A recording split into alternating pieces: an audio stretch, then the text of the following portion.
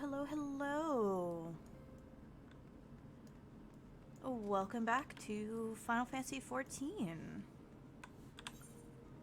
I hope you all are having a wonderful day so far today. I need to remember where the fuck I need to go to continue the main story quest. Last time I played on this character, I was focusing so hard on getting through my job quests because I hadn't been keeping up with those. Which hopefully, we actually should be able to pick up Black Mage, by the end of today, which I am looking forward to, because again, this is a class that I'm completely unfamiliar with. Let's get right to it then. Minfilia names the Amalja culprits in all of this. You would do well to investigate them first. Much harm has been levied on these lands by Amalja hands. The flames burn where they might, but their light cannot stay the darkness in all places at all times. There have been brutal murders of callers at the Church of St. Adama Landama, innocents wishing no more than to pay their respects to the dead. The poor souls deserve a proper burial. I would see to the deed before the mongrels catch their scent, but I know not if the Amalja still linger. Would you secure their remains for me, friend? You will find them on the eastern road. 12 willing, you may even come to learn something of what the Amalja seek in this area. Oh, fun. So we get to go help secure dead people's remains. That's always fun. I barely remember a lot of these super early quests. I vaguely remember being in these areas and being annoyed at some of the quests. Because it's just come on, I just want to get back to, the actual plot, please. Which is its own thing. But I also know that they cut down on a lot of that. And they've definitely made it a lot quicker to level up through these areas, which is amazing. Because anyone who has seen my other streams knows very well that I absolutely fucking hate grinding. More than anything else, I hate grinding.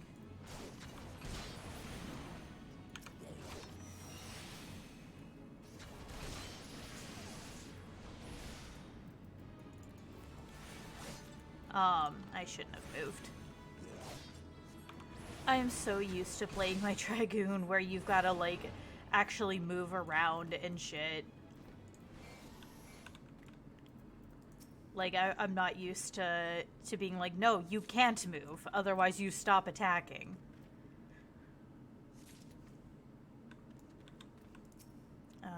But anyway, sorry about starting a little bit later than usual. I was up late last night working on some commission work and just some other work that I needed to get done.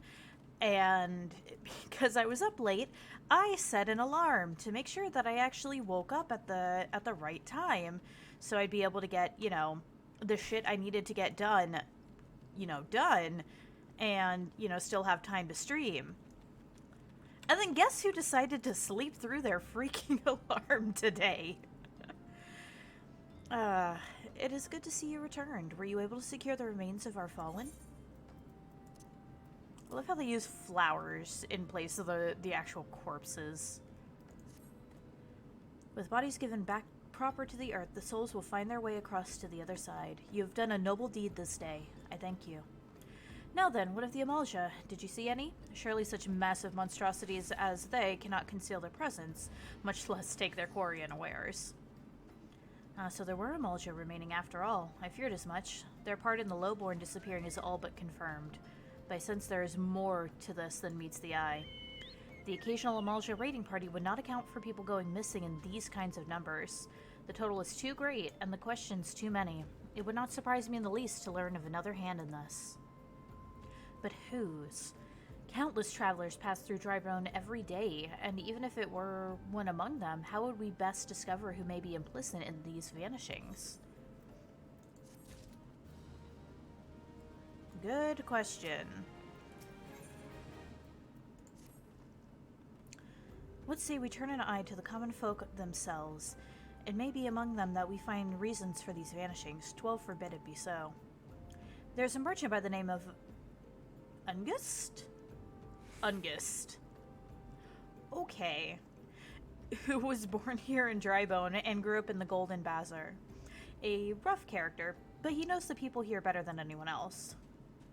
I'd wager he's at the inn, quaffing away the day's earnings. Here, I'll write a note for you to show him, else he's not like to speak with you.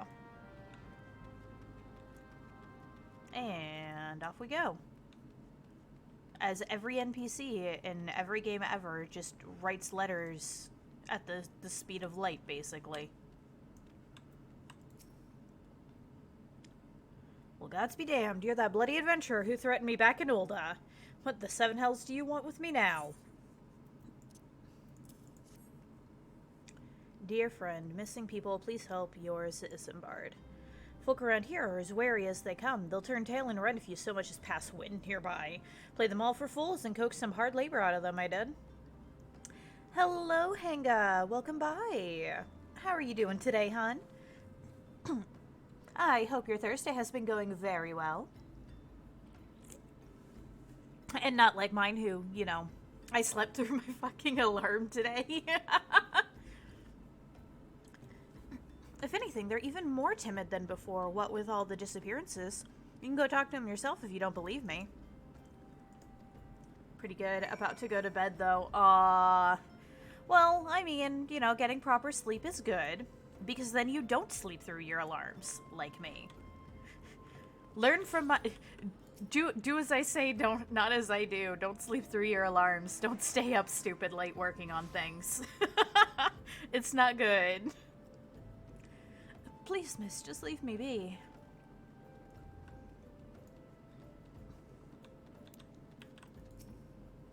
Nothing to say but this. That thou take who or whatever has been feeding off of us low folk.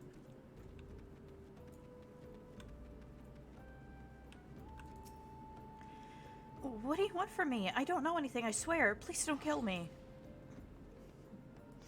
You know, I do love how it's, like, always the Lalafell who are basically just, like, nah, man, fuck you.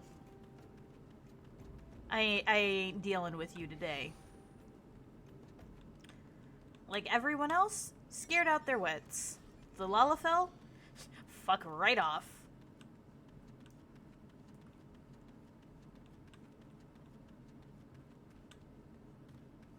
Maybe I should play a Lalafell at some point. I actually need to go in that building. Yeah, I don't remember, like, half of these quests. I'm gonna be completely honest with you. Oh, yeah, I need to go talk to Ungust. Just as I told you, wasn't it? The whole lot of them are terrified. There's been talk of folk getting abducted, but if you ask me, they simply up and move to a better place. This isn't exactly Costa del Sol, if you know what I'm saying. Rude? Rude.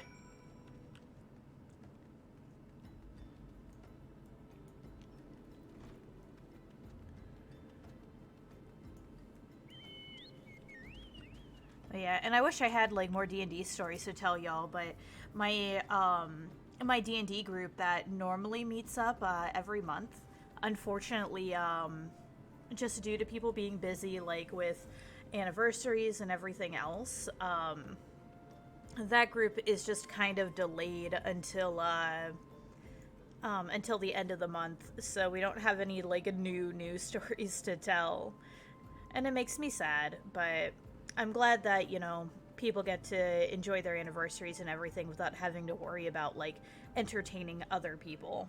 Because it was the people who host, who had their anniversary. If we would know what the common folk speak of to their gods, we've no better place to ask than at the Church of Saint Adama Landama. It is a small and humble church to be found to the northwest of here. And so long as you are headed there, might I ask that you deliver this embalmed corpse? A morbid request, I grant you, but it must be borne to burial, and I trust none more than you to see it done. Seek out a man named Marquez. He tends to the graves of the Lich Yard. He will tell you where the body is to be interred. Lichyard? I have... I mean, I'm sure that's like a historical term or something that I'm just not familiar with, but I have a major issue with any sort of like resting place of the dead being called a lichyard. Like, are the interred given a phylactery when they're buried? I have a concern.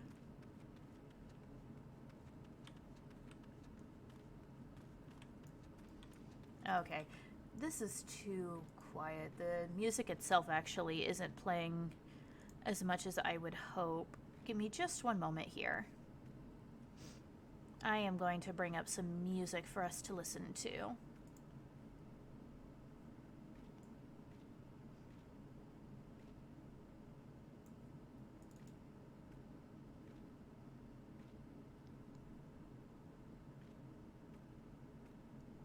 Come on. I'd appreciate it if you launched the program. Thank you.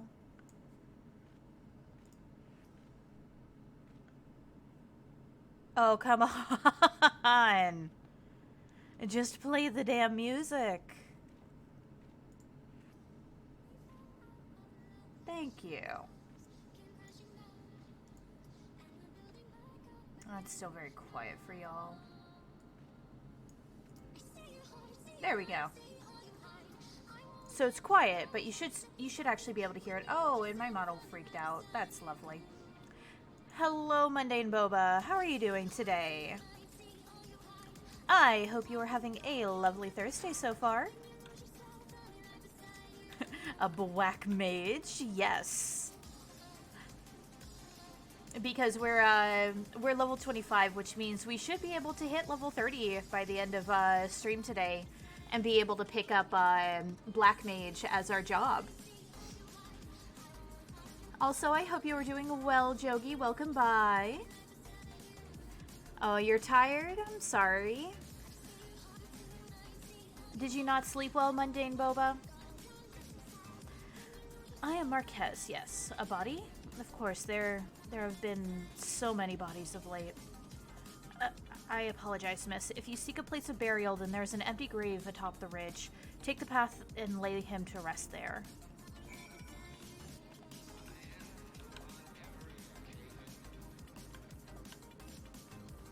Oh, but let me explain why I'm tired. Oh, do tell.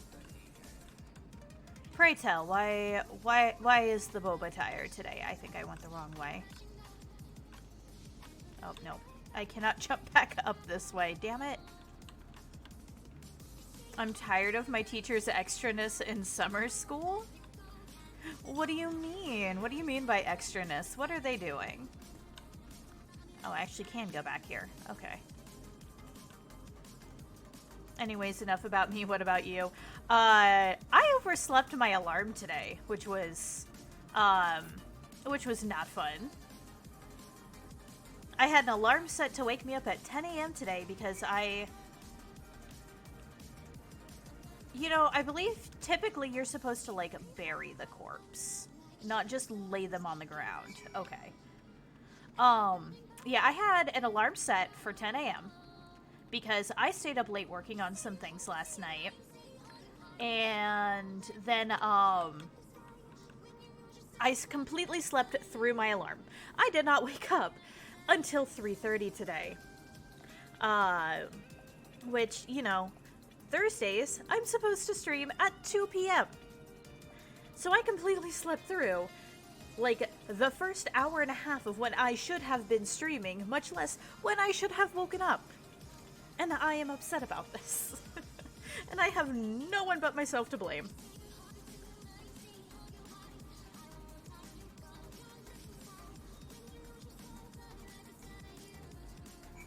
My day at work was beep, but I have tomorrow off going for a haircut and got my first COVID shot on Tuesday. And now I'm here with the lovely demon waifu. Yes. But awesome, I'm glad to hear that that you're getting your vaccine here soon. Also having the day off is very nice, especially after like maybe not having the best day at work. Because I feel that Work sucks, very frequently. I'm very glad that you all give me the opportunity to basically do this as my job. She literally gets pressed over the little thing. She literally said I lost my mind because I looked at stuff on the damn table in the cafeteria. Oh, I see. I hate teachers like that. I remember those when, back when I was still in school. Like, the sort of teachers that always seem to have, a power trip, like, on their students just all of the time are actually the worst. Like, if you became a teacher in order to basically, like, lord over some children who can't say no, and like, react to things like that, you shouldn't be a teacher. Like, no joke. You seek knowledge of missing drybone inhabitants. It is true I am closer to the people than any other of the Order. I confide in them, and they in me. When they wish to speak to their keeper Thal, I am the medium through which they do. Should I learn anything pertinent, I will be sure to share the information with you. I only wish Marquez would be more helpful in the matter. I pray he did nothing to offend. He saw terrible things during the calamity. His scars run deep. Indeed, he seems to now prefer the company of the dead over the living. While tragic, I fear such behavior ill befits the church. I received word not long ago that one of our recent visitors, a man called Thancred, I believe, took offense at his conduct. I must have words with Marquez, and soon. God damn it, Thancred. Why are you getting pissy at the locals?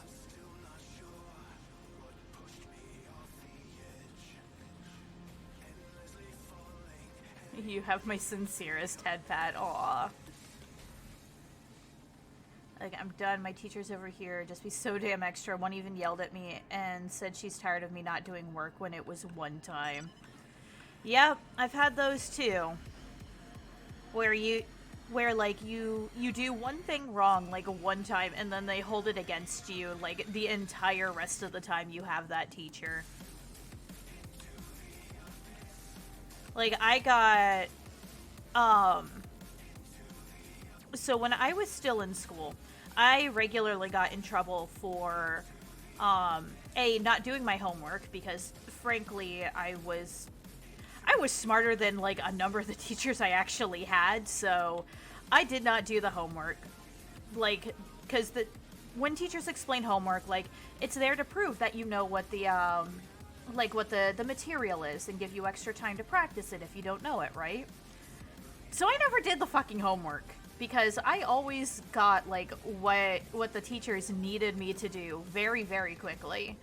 And I would, like, ace all of my quizzes. I was a very good test taker, so I never had, like, a single issue with taking quizzes and with getting, like, you know, amazing grades in classes.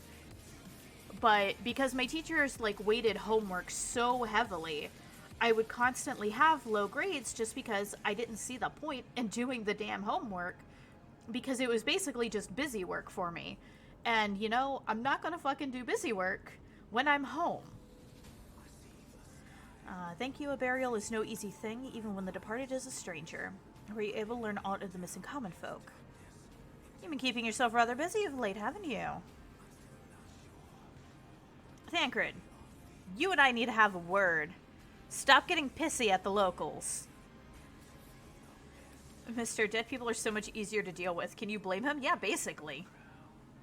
I mean, I can't eat dead people. They don't have souls for me to feed off of, but, yeah, they are actually easier to deal with than, than the living sometimes. A pleasure, my dear Isambard. The name is Thancred, and I share a passion with you and our mutual friend here for learning what has become of these missing persons and why. Hello, Sagi! Welcome by! How are you doing today, my sweet snack wife? I, too, spoke with Ungust more times than I care to count. There seems to be some truth to this notion of the common folk speaking their secrets only to those in service to the gods. Prostration, prayer, penance, abject deeds done behind closed doors, away from prying eyes. Who better than to take the pious unawares than she who takes confession, the good sister Orson herself? Orson? She wouldn't. She couldn't. Even the most beautiful roses have thorns, my friend, and you would be wise to keep an eye to this rose. At least they don't bitch and moan anymore. I mean, moan maybe. Apparently, corpses can make some very interesting sounds just through, like, gases escaping from them. I'm good, how are you? I exist. I've been complaining all day about the fact that I overslept my alarm by a number of hours today. Like, I was supposed to be up at 10 a.m. So that way I could be awake and, like, do what I needed to do in order to stream at 2. And then that didn't happen. I didn't wake up until 3:30. An hour and a half past when I was supposed to be streaming. So, yeah, I've been complaining about that all day. But other than that, I'm doing well. And I'm glad to hear that you are as well. It is always lovely to see you. Still, the Lich Keeper Marquez. I'd swear to the 12 I'd seen that face somewhere before.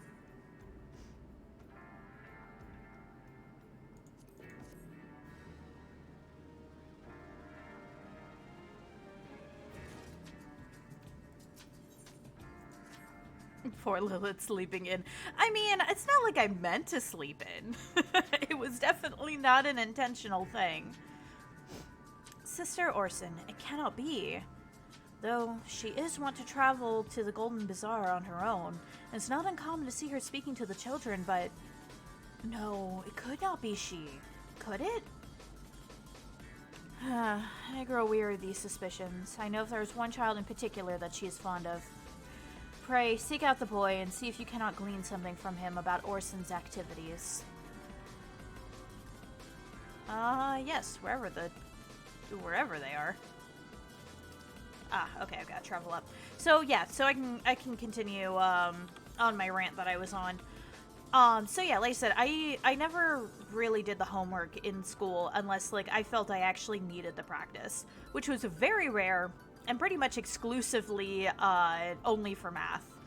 Like if it was literally anything else, I did not need the extra practice. I knew what I was doing. I was able to grasp things very quickly. Which granted isn't the case for everyone.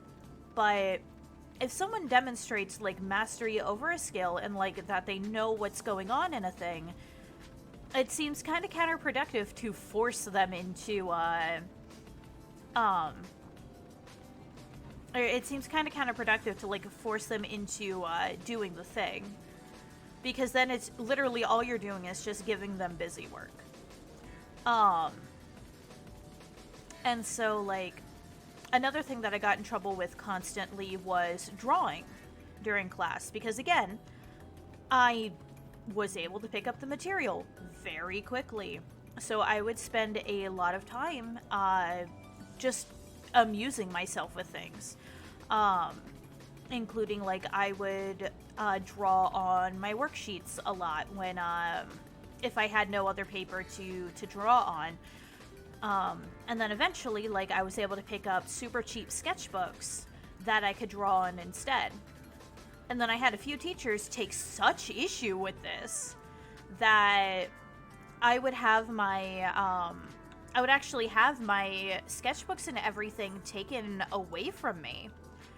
And, like, and granted, I would not be, like, making a disturbance of myself. I would be sitting there just drawing. And I'd still be getting good grades and, like, doing the actual work assigned during the class. Like, I'm doing the work you have asked of me. And the teachers would just get in such a freaking tizzy about me drawing. And then, I actually had one teacher. I hated this guy. Like, him and I hated each other. But it doesn't help the fact that, like, said teacher was a pastor, which I never got along with. Like, y'all know I'm a demon, but also I grew up in a very like Protestant Christian backwater in Florida. Like, that's where I appeared in when I got stuck in this mortal realm, and I would regularly get in trouble because my mortal parental unit what actually like knew a lot about the Bible and um had at one point like actually, you know, gone on her own journey to like try and prove it wrong and shit. So she knew a lot about it. And so she wasn't particularly well liked by some of the people like in town because they were exactly the kind of people who did like the, you know, hellfire and brimstone you must fear in order to be kept in line sort of type of teaching and proselytizing. And she would call them out on it. And then when I started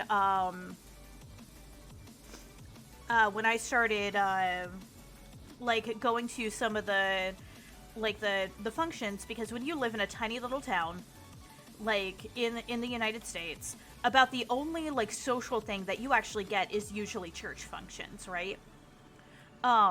So if I ever wanted to hang out with mortal friends or anything like that, usually it would be at like some sort of church function, whether it's an after school thing or what have you. Rotting mage. Lovely. We've got zombies. But yeah, so we'd have that, and then I actually got banned from most of the churches in that area because of the fact that I would actually argue with the people holding like these sermons at these little church functions, and the fact that I actually knew their books better than they did in most instances. And they did not like it when I was there and yelling about, well, not yelling, but getting onto them about the fact that they were actually saying shit that was just a straight up lie when it came to their books. And the fact that there was this group of people that would go to like all the different churches in the area and like do like these little events and everything, and you know, try to be like, oh, the fun, you know, getting all the kids involved sorts of deal. And they were the worst about like directly lying about shit and misrepresenting things. And I got in trouble for harassing them because I used to follow them around and call them out for the bullshit that they spread. But yeah, it was very much a thing. And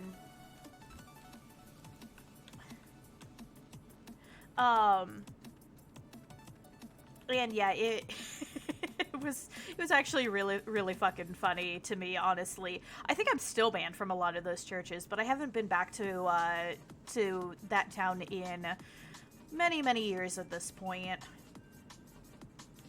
God, that was a complete tangent from what I was talking about.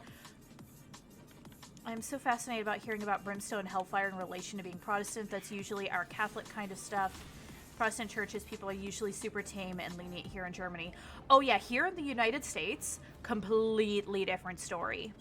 Actually, I found the people to be the most like tame and lenient tend to be the Catholics here. Which is kind of amusing to me because I know the like, I know the stereotypes in other parts of the world. Yeah, I know, right? So, and granted, this is not every church, obviously.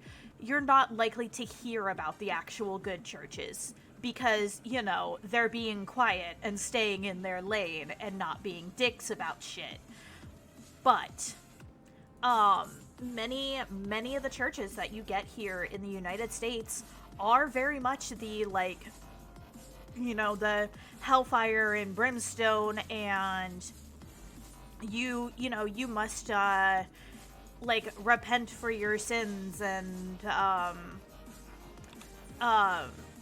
or you will burn in hell, like, sorts of deals. And a lot of them, like, would straight up, like, try to force kids to, like, get baptized and stuff, like, super early.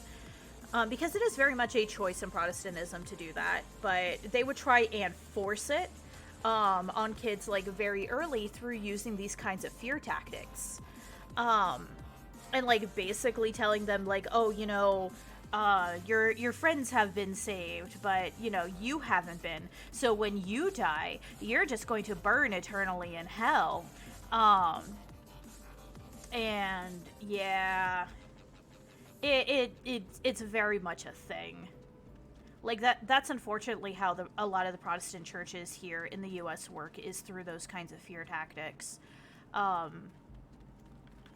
And then of course it gets even worse if you happen to be in one of the more culty versions of those Protestant churches, like I was, because my parental units, like my mortal parental units, were part of the Jehovah's Witnesses, which are a fucking cult.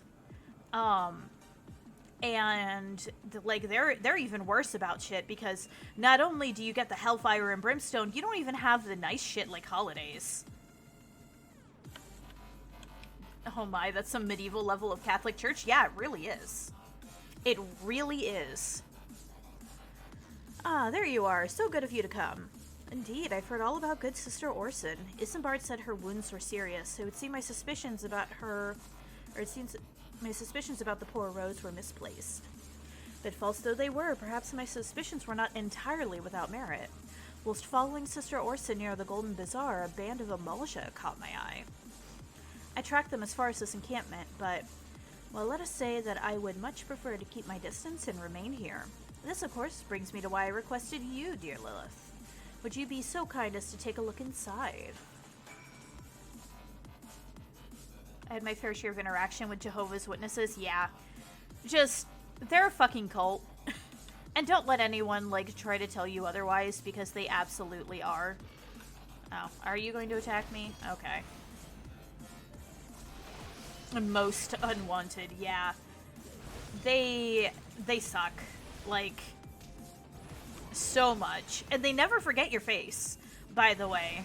If you were ever a part of their church, like, they never forget your face. It is the creepiest fucking thing. Because like I said, my parental units were a part of it, which means that I was technically a part of it, when I was much younger. And it was just not good. It's not good.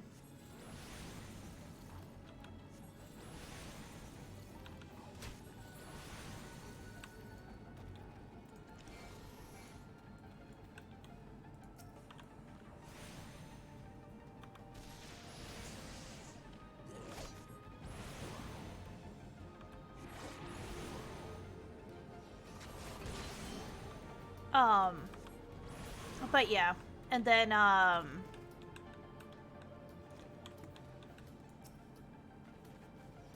it's a whole mess. And like I said, the state of a lot of that in the US just is not the best. And when you have people who preach, like, these sorts of extreme views of things, like, you know, it's probably very little wonder how, you know, shit like the Westboro Baptist Church happened, you know? Because, like, they're one of the most, like, well-known examples of, like, how extreme some of these things can get. And when you know the history of a lot of it, like, it's kind of not hard to see. Not to mention the fact that, like, there's so much in the way of, like, puritanical values that have been, like, just stuck in the culture of the US for so long, which is also why we have such weird, like, compunctions against certain things. This leaflet, see the wealth of knowledge to the hands of your children. It looks to be some sort of assembly to provide the poor with work. The lettering, though, atrocious, is it not? And these bit about Nalthal seems somewhat less than studied. I find it hard to believe one among the order penned this. Pray take this to the inn at Camp Drybone. Let us see what Sister Orson makes of it. It's fascinating and shocking how extreme things can be over the ocean. It really is. And then, like, even being in this country and, like, seeing different parts of it, it's really, like, it's really bizarre how bad things can be. right next to, like, an area that's a little bit more developed, too. Um, because I've been all over the U.S. at this point. Like, like, the only place I haven't been is, like, anywhere along the West Coast. But I've visited a bunch of places, and it's very interesting seeing how drastically attitudes change just based off of where you are. Like, back when I was in Florida, you know, anyone who knows the U.S. is, you know, very aware of the jokes of, oh, you know, did I go the right way? I may not have gone the right way. Everyone is very familiar with the jokes of, oh, you know, you know, Florida's not the real South. The farther north you go in Florida, the farther south you are in terms of, like, ideals and everything. Yeah, I totally went the wrong way. Like, it's a whole thing. And, oh, this is where I was supposed to go. But not to talk to you. And seeing, like, different ideas and everything changing, like, just as you progress through different parts of the state is very interesting. Because North Florida, where I'm from, is very much part of the Bible Belt. So you get a lot of those, like, you know, really extreme hellfire Christians, which pretty much, you know, typify the Bible Belt. And then, like, you get into the more major cities, and depending on which one you're going to, things might be a little bit better. Like, Orlando is a relatively progressive area because so many people pass through it, so you get a lot more, like, exchange of ideas. Not to mention Orlando is also a very big college town, so you get a lot of younger people going through there as well. You know, Tampa's the same sort of deal. Very big college town, very big tourist destination, so you get a lot more exchange of ideals. Plus the fact that it's actually pretty close to Orlando, so you get a lot of overlap between the people that go between the two cities. But let's see. Come to think of it, weeks ago the church was plagued by missing garments. Could someone be posing as a priest of the order to deceive people? Lovely. Sleepy time now. Good night. Aw, well, thank you very much for coming by, Henga. I hope you rest well. And I hope you enjoyed my, my lectures on the state of fucking Christianity here in the U.S. Alright, so we got a dude pretending to be a priest here. But yeah. And then, you know, you go to, like I said, some of the more backwaters. You get the Hellfire Christians. You go a bit further south towards, like, Miami. You start getting into like the more Cuban areas, which tend to be a little bit more conservative and regressive, which is sad to see a lot, but my brain turns off at anything church related, to be honest. I mean, that's fair. Sorry, chat, if it bores, annoys you, I will stop inquiring. No. This is actually something I enjoy talking about. Believe it or not. I have a lot of opinions on this shit.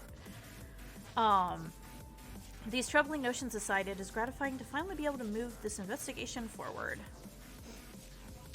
But yeah, so... And then, like, I moved up here to Maryland, which is, you know, far enough that it's still, like, it's kind of in a weird zone where, whether it's considered, like, a more northern state or a more southern state. It's kind of at that, like, really weird border. But, like, you know, you going through the cities here, like, you tend to find a lot more of the more progressive ideals and less of the Hellfire Christians. Granted, they're still here. Like, you're not going to get rid of them. They're going to be everywhere. But there's less of them here, I've noticed. Alright, now we're going to pretend to be... We're going to dress up as, like, poor people to infiltrate whatever the hell is going on.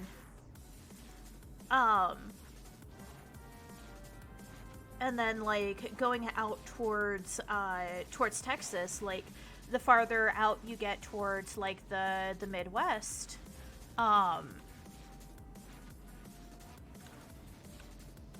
Weathered Shepherd. Oh, right, I've got to put on that. You poor people. Damn.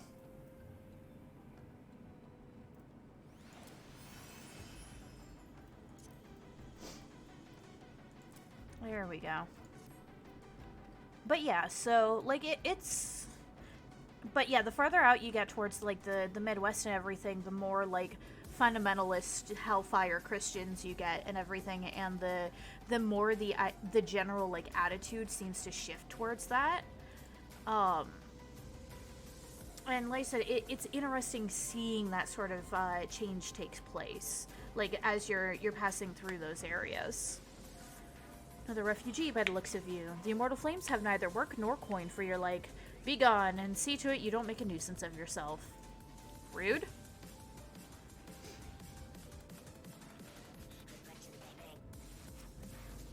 I preach the teasings of Azema Warden. Azema the Warden, hast thou come to partake of the honey of her wisdom?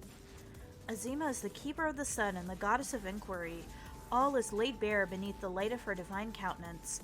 Open thy heart to this light, needy child, and thou shalt want for naught till the end of days. Begone, pleb! This man speaks my language. Damn.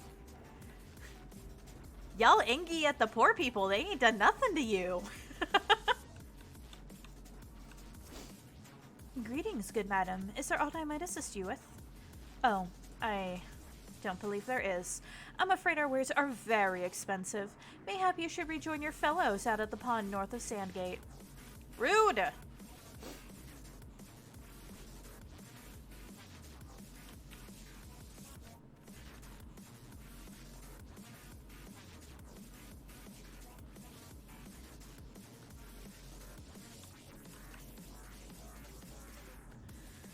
And I was about to get to the good part. Looking for work, you say? Sorry, but we don't have any openings. Now get out of here so I can finish my story. Everyone's so rude! They sully my view with unfashionedness. Damn! So rude. Wait, what? Is there... Do I need to go above the shop? Yeah, probably.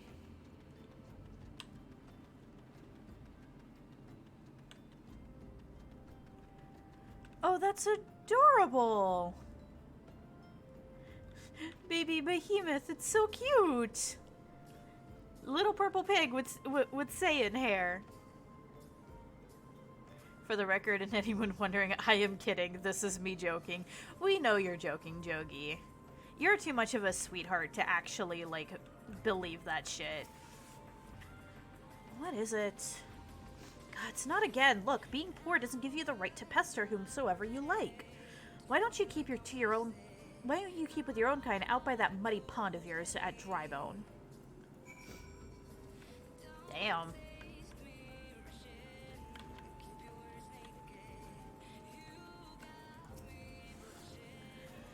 You have quite a knack for being a nuisance. The camp is abuzz with talk of newly arrived vagrants. And though we were unable to attract our wayward transgressor, we were able to learn that the poor have a commune by the pond north of Sandgate, to the east of here. The eyes of the authorities do not reach that place. Rather ideal for spiriting away hapless souls. That's Poogie from Monster Hunter in the Behemoth costume. Yeah, it does look like a Poogie, doesn't it? It's so cute.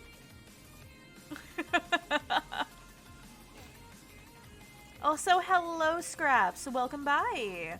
How are you doing today? You missed our discussion of the state of public education and shitty teachers and the Protestant Church in the U.S. I hope you are doing well. You're making food. What you making? And are you going to share? You know, I should probably change out of these. Oh, right.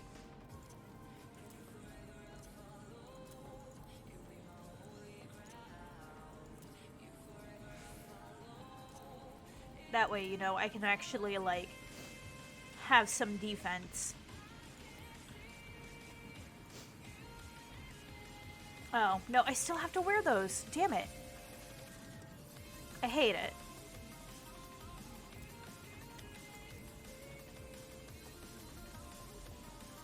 Wonder how that bacon would taste. It would probably taste very purple.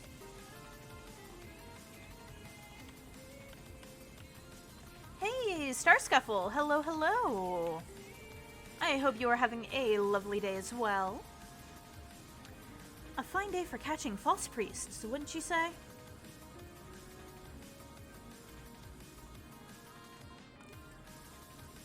You look absolutely smashing, Lilith. Positively dressed for deception. All that's left then is to wait for our quarry to appear.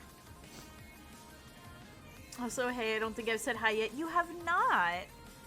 But I say hello to you, and I hope you are having a lovely day so far. Making the only shit I know how. Hot dogs and mac and cheese. Fuck you, I'm not sharing. Aw. Share. Gotta share with the class.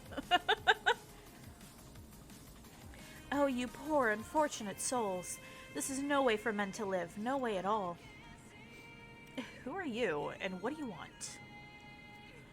Be at ease, child, for I mean you no harm. I'm a priest of the Order of Nald, and I come to offer you succor. This leaflet bears the teachings of Nald. Trust to them, and they will surely set you free from the shackles of penury. I hope I pronounced that correctly. Did they just say poor unfortunate souls? They did. Also, hello, Alcatraz. How are you doing, sweetheart? A tempting offer, but I'm... Oh. Did it play twice? That was weird. Hello, how are you doing? I am doing quite well. Despite the fact that I had to, or rather, I woke up very, very late today. I woke up several hours later than I had intended because I slept through my alarm. On account of that atrocious performance, you would have made a god's awful mummer, Ungust. How did you know? How'd you know? You bastards tricked me. Damn straight we did. Hello, Haru. Welcome by. and yes, we are doing well. We are doing well. Like I said, I just woke up a lot later than I intended, which is also why stream is a lot later than it normally is. So I usually try to stream at 2 p.m. on Thursdays, and then I didn't wake up until 3:30 today. Good sleep is a rare thing. I mean, it wasn't even good sleep. It was literally just because I was up late last night working on some commissions. I'm just stopping by, see how you're doing. I'm going back to my stream. Aw, well, thank you very much for stopping in, Haru. It's lovely to see you. And I hope you're having a wonderful stream on your end as well. Is that so? Do continue. Very well. I'm a man of the Golden Bazaar. Raised there, if not born. Some moons ago, the Amalja raids began. They would appear as sudden as a sandstorm, plunder and pillage at will. Our defenders couldn't stand against them, few as they were. Everyone lived in fear. I wanted to save my people, but being a merchant was all I knew. And so I did the only thing I could. I approached the Amalja in hopes of brokering a deal. In return for sparing the Golden Bazaar, they made demands, outrageous ones. Demands? Of what kind, pray tell? First of all, they wanted to schedule for crystal shipments from the Nanawa mines. For this, I bribed one of the workers to leak me the information. Next, they wanted me to bring them people. So I posed as a priest to lure in the vulnerable and give them over to the Amalja. I didn't have a choice. Protecting one's home is a noble thing, but at the cost of innocence? You could have sought the aid of the immortal flames, yet you did not. I suspect you are not telling me the full story. What made you sell out your own people? Speak. I just got a hacker hunter. This is fine. Aw, man. I take it you're playing an IDV then. Honestly, you streaming a little later is good for me. I mean, that's good to hear. Usually I try to stream like Final Fantasy XIV, like much longer than I do other games, simply because there's just so much more to do in this game. Like it takes much longer to get a decent amount done. The coin was good, I said. I could sell mole meat for a score of lifetimes and not see even a fraction of what the Amalja pay me. You sacrificed innocence so that you could line your own pockets. Words fail to express the contempt I feel for you. Spare me your contempt. If you want to blame someone for the mess the world's in, then blame yourselves or the gods. Not you again. Were you the one leaking the immortal flames as patrol routes to the enemy as well? Spit it out.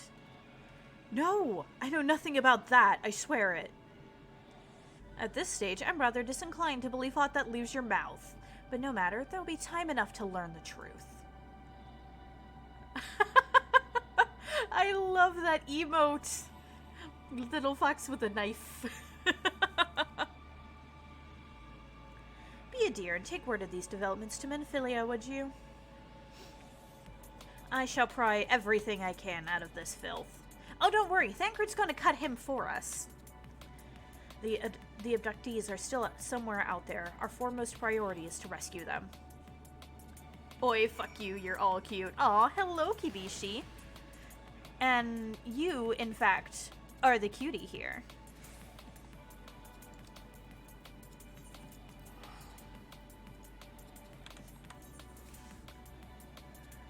I got fucking scared by Haru's goddamn follow notification.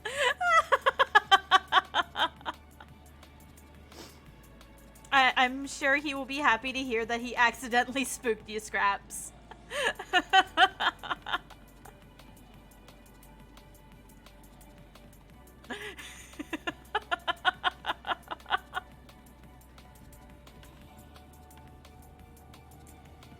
I always love it when I forget to, like, close out of OBS, and I'll get, like, a follow, or somebody will resub when I'm not, like, streaming. And then I get spooked by the sound. It's always fun. It scared me. I'm scared. Now fuck you. Hello, I'm no longer on a mountain. Oh, welcome by, CTR. The mountain views that you, or the mountain view that you posted on the server was really, really nice. Which mountains were you at? Were you at the Rocky Mountains or the Appalachian Mountains?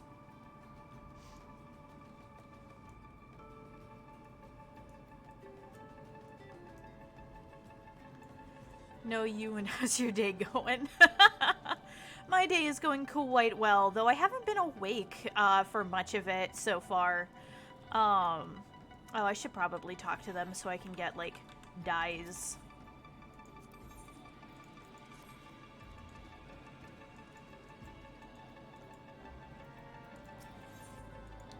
Dyes and glamour. Gimme, gimme, gimme, gimme. So that way I can stop wearing, like, this ugly early game armor and I can actually look nice. But no, today, today, I haven't been awake too much for. It was very much one of those, like, I was up late, and then I slept through my alarm, and it was just not good. Also, Lalafell guards, they're so small and cute. So that's also why stream is a little bit late today.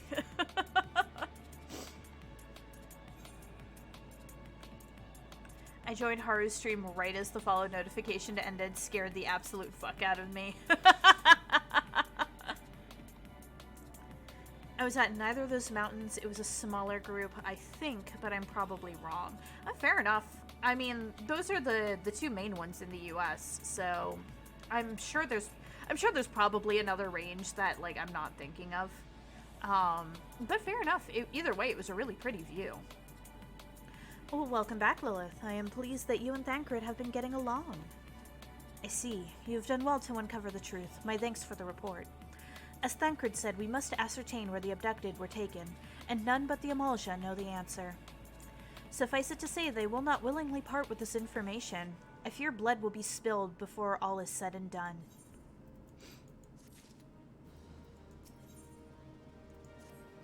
Though we seek a peaceful solution to the primal problem, we must needs be ready to fight for our cause. That you might take to the field suitably prepared, I would have you meet with a goblin acquaintance of mine. His name is Mutamix Bubblypots, and he is a scholar of no small repute.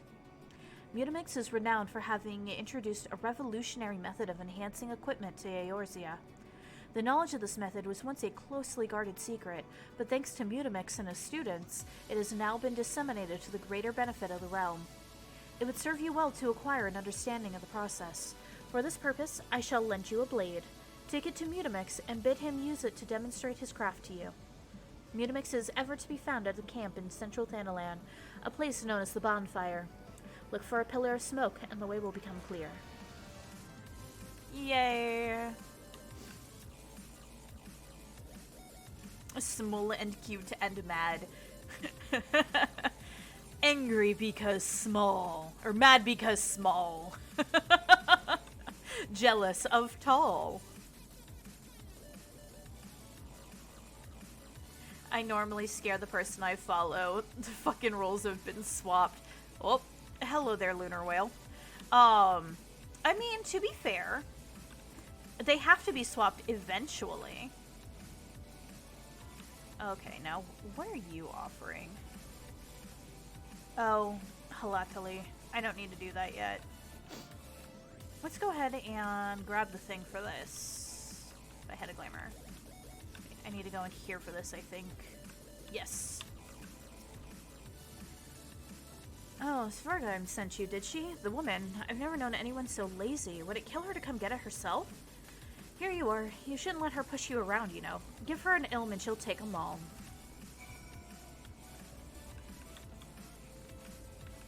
Glad to hear you're having a good day. Mine is kind of fussy because my carpet is wet and I think it came from the AC in my window. Ooh, yeah. If you're, like, if you're running with, if it's, like, really hot where you are and you're running the AC heavily and it's, like, high humidity, oh yeah, that thing will freeze over, and then it will melt, and then it will flood, and it's just not a fun day. Believe me, I know that all too well.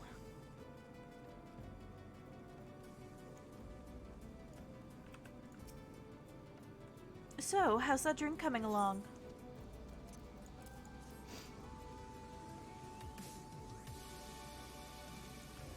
So I took a video on my camera and want to post it on Discord, but I don't think I can. You should be able to post it.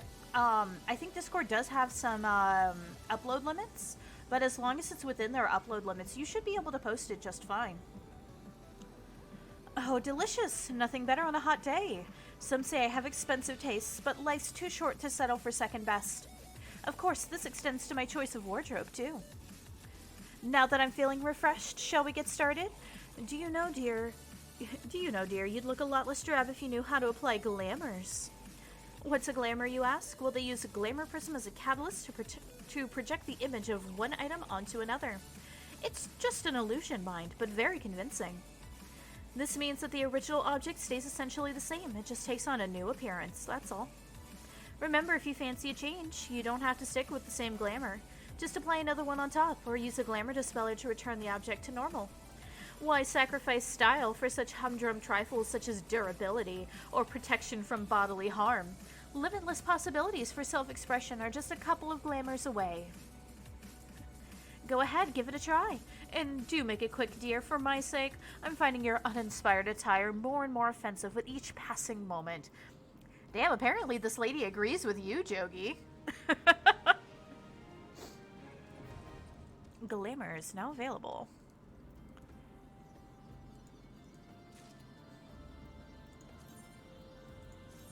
Yep. Yeah, plus it's got in the house. Maybe I should turn the heat down and that'd help a bit. Yeah, if you turn down the AC or Honestly, what's even more recommended is like, um, wait. Do I have to get another thing of orange juice from the lady in the tavern?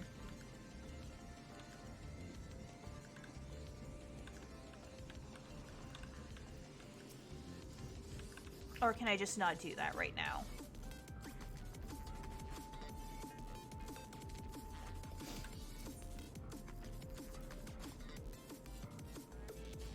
Wait, what'd she say? Merchant who sells it can be just found just inside the northern gates.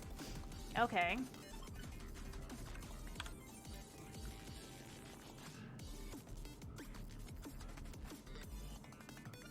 Maybe I have to talk to the person over here. I think the video file might be too big, so I don't have the option to post it. Yeah, that might be it. No, it's the crafting tomes.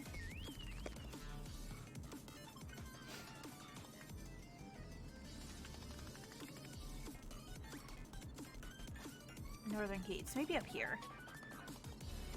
I genuinely don't remember where I need to go for... Oh, merchant and mender, here we go.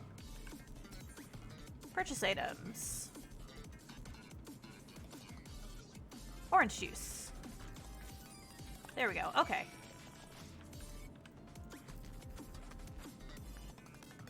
She knows what's good, I like her already, damn. Y'all fashion focused. Granted, you know, I can't say much. Part of the reason why I'm doing this right now is so that way eventually I'll be able to mess around with the glamours myself, but you know. Oh, we got a frog. We got a Lalafell frog running around. Oh, that's a relief. Finally, I can teach you how to bring color into your life. Listen well. There are handy items called colorants, which allow folk to dye their outfits a veritable rainbow of colors.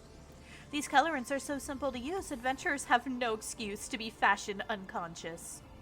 Lest you worry that dyeing will affect your garment's precious properties, you may rest assured it will not. The practicality you adventurers love so much will not suffer for the change in appearance, a change for the better. It should also gladden you to know that garments can be dyed repeatedly, so there's no fear of getting locked into one color. The garish pink that seemed like such a wonderful idea after a dozen glasses of red can be undone. And that is all you need to know about dyeing gear. Now what are you waiting for? Get out there and bring some color into your life.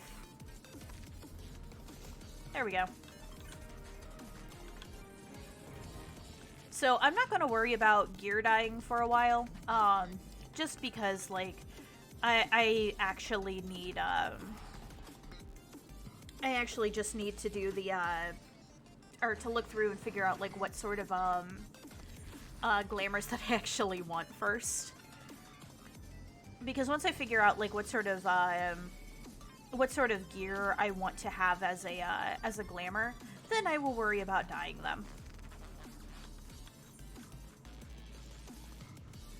The small frog has mad hops. Hell yeah.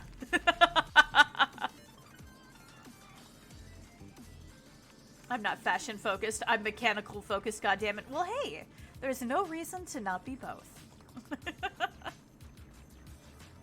Unfortunate because it was a nice pan of some of the mountain peaks behind the mountain me and my brother were hiking on, and it came out really nice. If nothing else, like, you can probably try just, uploading it as a, like a private or an unlisted video and, on YouTube or something, and then posting the link if you really want to show it off.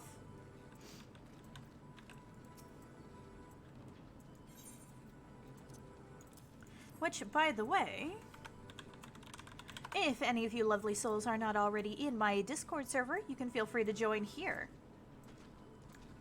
I'm not always the most active on there, but I do try my best, and when I'm not streaming, there's always a chance that I will be, that I'll announce when I'm playing a game so people can join me, or, you know, occasionally I'll be working on art and watching anime with people. And I do try to do community days, every week. I haven't been able to for the past little while just because of everything else that's been going on, but I do try. Fighty Tool drinks an airy self. What? When full of airy self, Fighty Tool changes to Stony Shine, name of materia. If materia join with other fighty tool, then Big Eyes, fighty tool gains power of airy self. What? Mudamix is reckoning that Uplander is friend of Minfilia. You trying is the most we should ask for. That's what I try. I'm not always the best at it, but I try. Is that the Lilith? Oh man, the Lilith from twitch.tv/LilithNox VTuber? Yes, yes it is. Yes, tongue flaps reach ears of Munimix with fastness. Minfilia wants Uplander to see power of materia. Uplander brings fighty tool to Munimix, yes? Big fan. Aww. You're so sweet. Fighty tool is unstrong as eating tool. Make good teachy show of power of materia.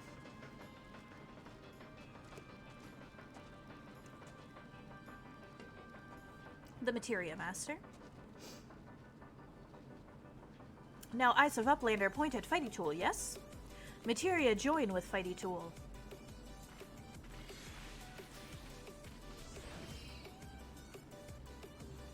Fighty tool gains power of materia. Fighty tool reborn.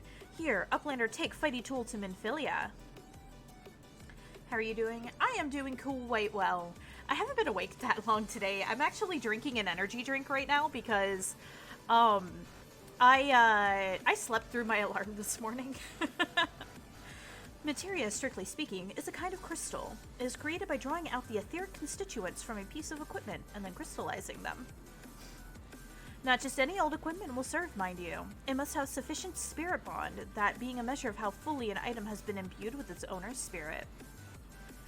When you attach a piece of materia to a gear, you imbue the host item with its power.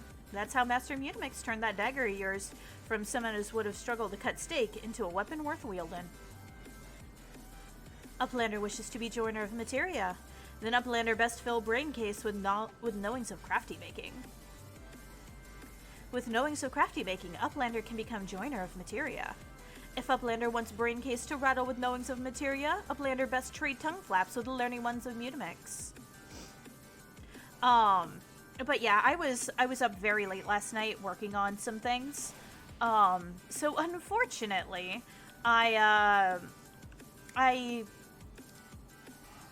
ended up sleeping through my alarm. So I didn't wake up until 3:30, which is an hour and a half past when I normally start stream on Thursdays. Which is why we're streaming now. My stream's frozen, so I'm a go for now. Alright, well, I hope you have a wonderful rest of your day, CTR. And of course, as always, thank you so very much for coming by. Relatable, I've only been up for 2 hours. Yeah, pretty much same. Let's see, it's 6:03 for me, so yeah, I've only been up for about 2.5, so same.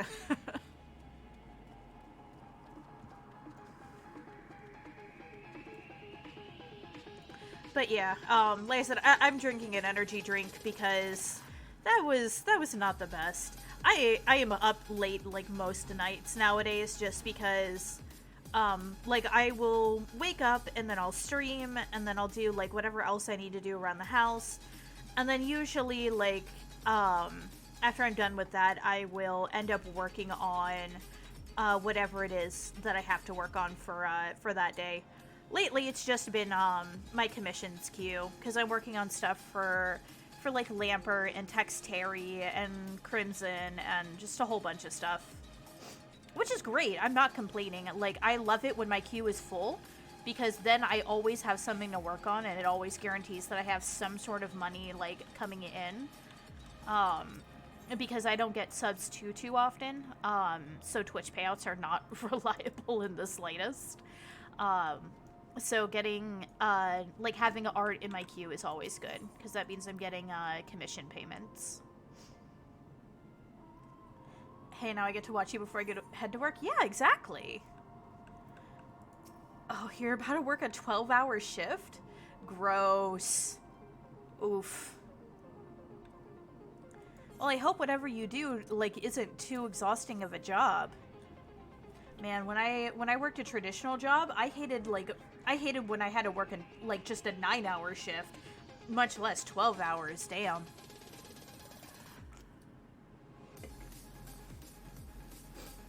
Ah, what a remarkable difference a single piece of materia can make. Granted, the skills needed to manipulate the substance are not easily acquired, but one need only look upon the results to realize such efforts are worthwhile. As I am sure you are aware, the quality of one's equipment can be the difference between victory and defeat. Materia may well give you the edge you need, so make it your ally. Now it is time we discuss the matter of your next mission. Pray, speak with me when you are ready to begin. Can be sometimes. Ah, gotcha.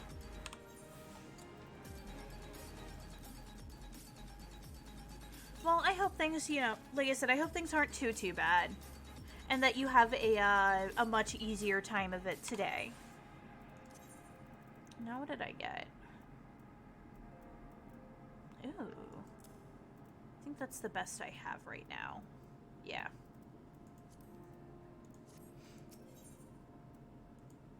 Oh, we get to go. This is the one for fighting E3. We get to do the first trial. Word has arrived from Thancred concerning our ongoing investigation. It appears he was able to extract some information from our friend Ungust, the false priest. He revealed that he is due to meet with the Amalja to discuss their dealings. The Immortal Flames believe that the meeting will present an ideal opportunity to ambush and capture the Amalja responsible for the abductions, and so they mean to have Ungust attend as planned. As the Amalja are anticipated to offer fierce resistance, the Immortal Flames have requested our support. I would have you provide it to them. Thancred is presently attending to another matter, but will join you as soon as he is able. Until such a time as he does, you will be the Scion's sole representative on the ground. Before he left, he bade me tell you to save some for him. Such is his confidence in you, a confidence I share. When you have made ready, pray take yourself to Camp Drybone and report to the Flame Sergeant leading the mission. May you walk in the light of the crystal. Yay. Oh, nope, wrong one. Teleport.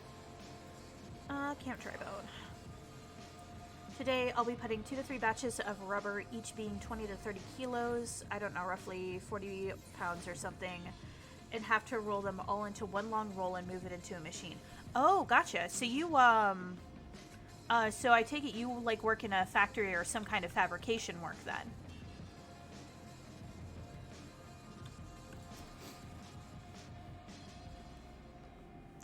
Ah, you're Lilith Nox of the Scions. My thanks for coming, friend.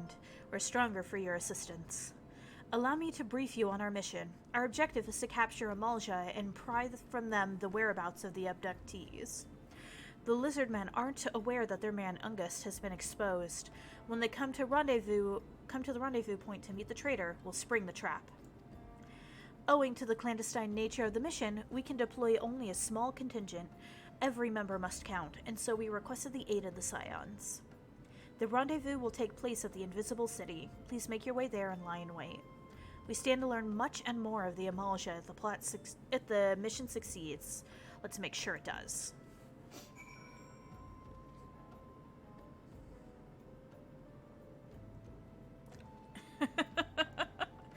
Yep, I make rubber seals. Gotcha. Okay. Necessary work, if I imagine, probably somewhat boring.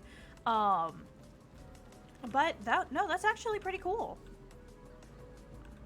I actually have, like, a lot of respect for fabrication work because, like, a lot of people look down on like a lot of it because it's not the most glamorous work, but without it, like, like, so much would actually fall apart. Like, people don't realize how much different supply chains and everything else rely on that more invisible fabrication work and making sure that things get made and shipped everywhere on time.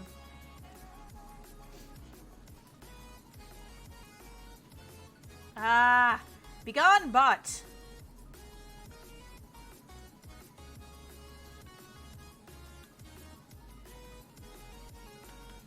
Nox, can I leave work early? Boss, why? The squad is online. Shit, take my car. I mean, I was never really, as this person just casually, like, plays dead on the ground. To be fair, I was never really one of those people that actually played, online games with people all that often. That's actually not something I really got into until I started streaming. Just kidding, but I did get 2 Has-Been Hotel looking down on, I recently bought 2 Has-Been Hotel body pillows and 1 of Nox. I mean, if people want me to make a body pillow, I will make a body pillow. Like, I'm not gonna lie, I'm working on making the Opie mouse, like the booby mouse pad, because I want a booby mouse pad of myself. But if people want a body pillow, I will make a body pillow.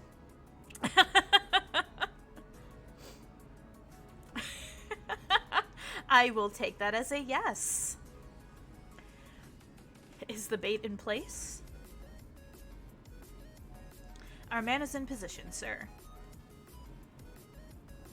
Good. We make our move as soon as the Amalja appear. Yes, sir.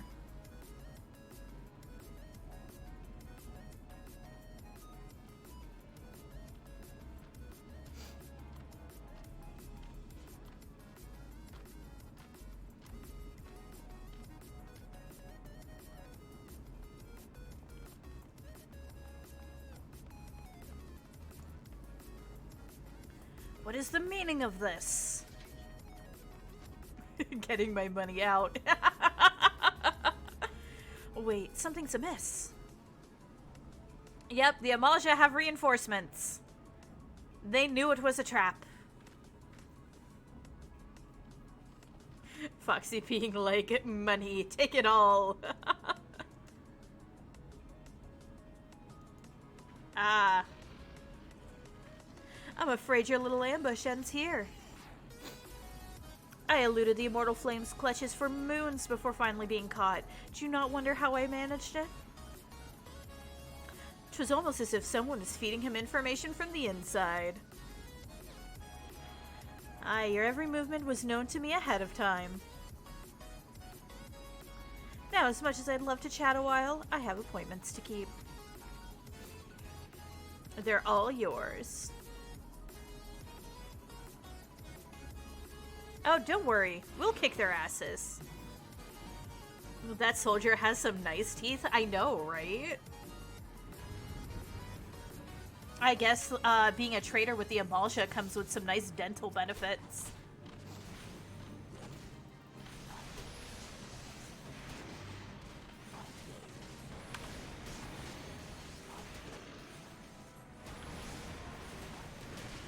I'm literally just going to sit here and spam spells.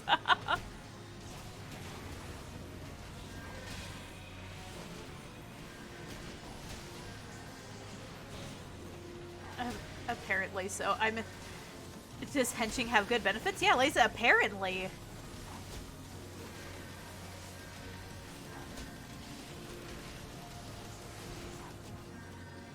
And you know what? I'm here for it. I'd like to get me some nice dental benefits. Who do I have to be a henchman for?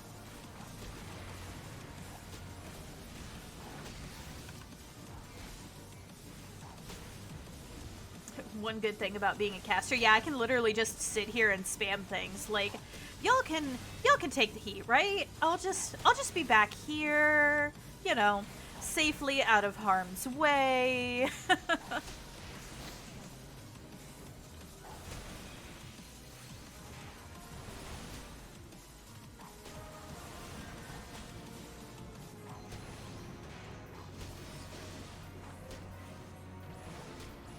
Oh, I have thunder too. Ooh.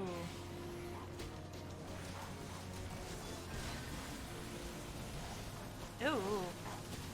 Excuse y'all? Who said you were allowed to come after me like that? Are you launching an all-out barrage of death or back in the corner eating? Who the fuck knows? But you were contributing, trust me.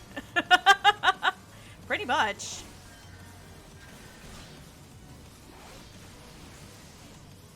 Hell, this guy hurts.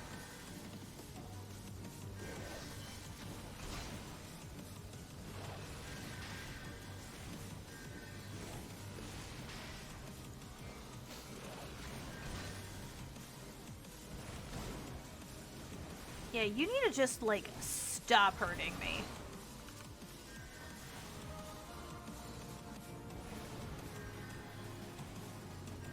Oh no, and I just saw more spawn in.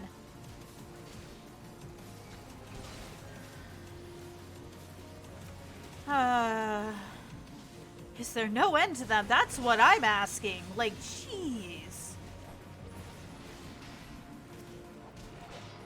And you need to stop hitting me.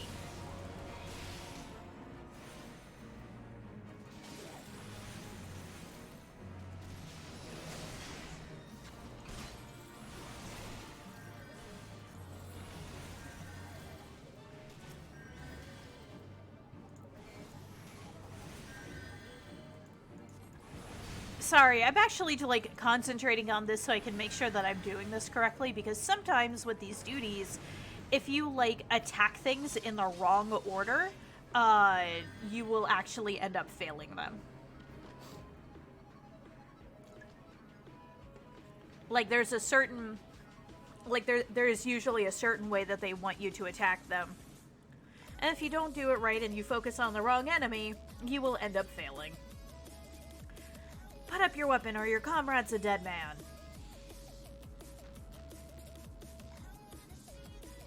Behind you!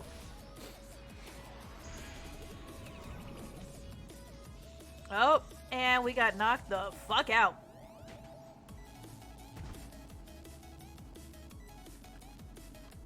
Bring her. The rest of you, march. Traitor scum. Put up your weapon. Up.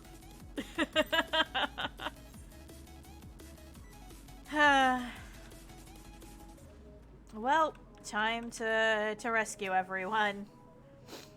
I fear the Amalja mean to give us to their god as an offering. If I must die, then let me die a soldier's death, with steel in hand. Ah, the Bowl of Embers. Alright, let's go fight Ifrit.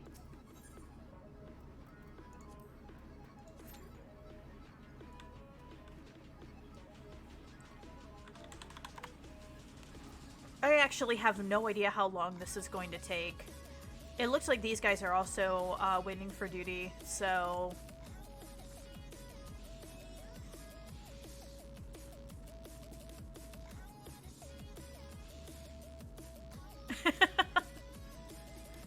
I guess the Lancer has decided to join me over here. March, but it's July. Takes all your weapons. You do know I can burn you to a crisp with a thought, right? Yeah, right? Like, you'd think people would be, you'd think people would be a little more conscious about that. Oh. I guess her duty popped. But yeah, nothing much to do except wait here for duty to pop as well. And then once we fight E3, I believe it's going to be like multiple dungeons, like back to back to back. I actually really don't like these early level dungeons. Granted, now that I'm playing a new class, they're a little bit different, but at least when I was leveling up Dragoon, because you'd very frequently get some of the early level dungeons in roulettes, I hated them. I hated them so much. Because as a Dragoon, or a Lancer, you basically only have, 2 buttons that you're spamming over and over again. In, some of the early ones, like Sastasha. So you're just like, I hate this. This is so boring. Let me do something, please. So I always do my best to, like, skip them. Like, I will have somebody who's higher level just, like, run me through the dungeon so it just gets over with quicker. Granted, playing as a newer class, it's a little bit better because I'm still like learning a lot of the mechanics of how this class works and how like a lot of these skills are meant to work together. Whereas, yeah, once you already know the class very well, it's just like, this is so fucking boring. Please just give me my rotation back.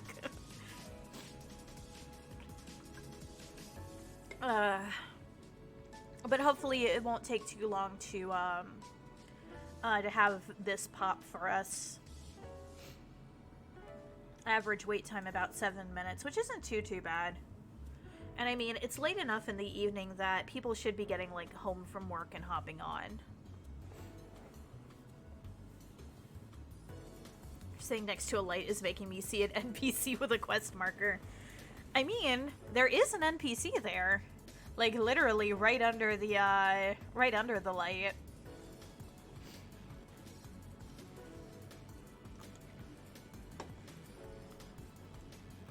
But yeah, like I said, I don't really have much that I can do at the moment. Simply because, like, I don't have any other quests to do right now. Hey, there we go. Will you help me finish this duty?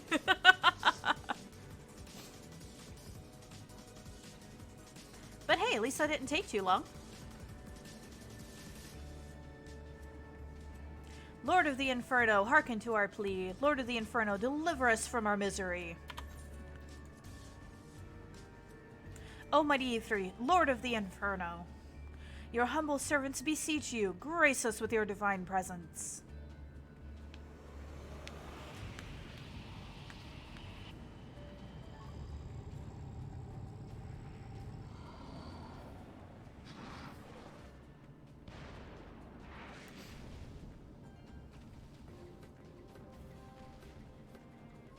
Almighty Ifrit, we bring before you ignorant savages who know not your Godhead.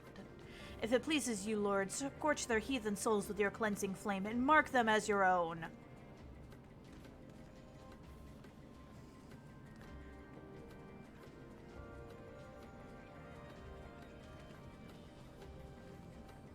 Imagine Ifrit being like, oh, fuck off, not these nutsos again. None but the servants of Lord Ifrit may behold the rite of summoning. The souls of unbelievers are forfeit. Oh, spare me, I beg you. Pitiful children of man, by my breath I claim you. Arise once more as my loyal minions. Feed my flames with your faith, and all who stand against us shall burn.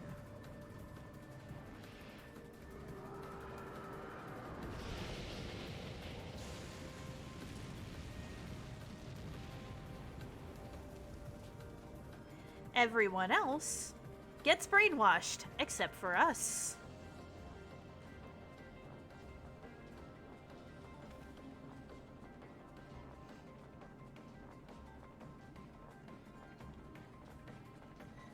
This is some scary shit. Do I get benefits? Impossible. By what sorcery do you resist his will? Could it be? Your soul already belongs to another? Yes, that is the only explanation.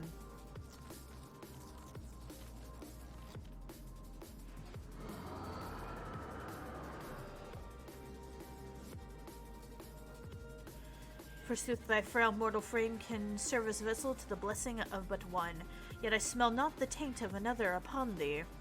Truth of thine allegiance waxeth clear, thou art of the godless blessed's number. The paragons warned of thine abhorrent kind, thine oh, well. Oh, welcome back, CTR. We are about to fight a boss.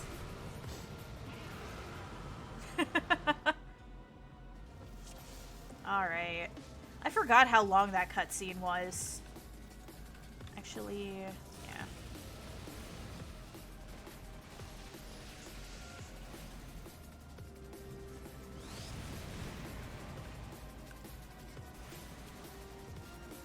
At least we can cast at this guy from, like, way the fuck back here. Like, I don't have to be up there.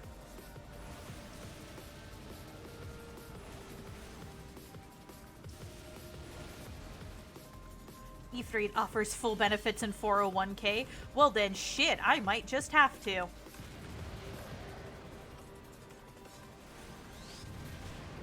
Ow. Vulcan Burst hurts.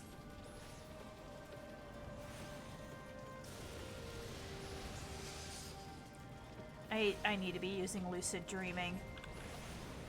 Run! You didn't need to heal me, I was fine. But then again, it looks like they are also Babby healers, so... But Daddy Bahamut offers a bonus of a week of paid vacation as well. Yeah, but Bahamut isn't really a primal that you can go for in this. Like, Bahamut's kind of a unique primal. There's actually a whole ass thing dealing with him and like what he does.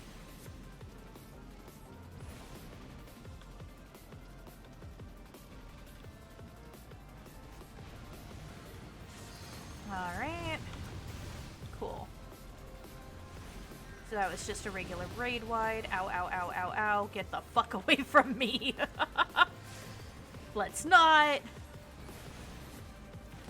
and say we didn't.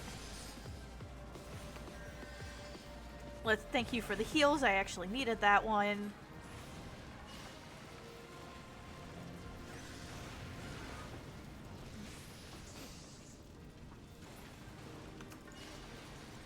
Ooh.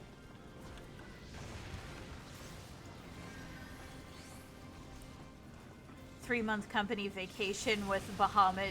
Didn't know where we're going, but I'm ready. Like I said, Bahamut's a little bit different. Can we go to Shiva offices and get their superior AC at least? I mean, you know, out of all the different primals, Shiva's probably the one that I, like, least have an issue with.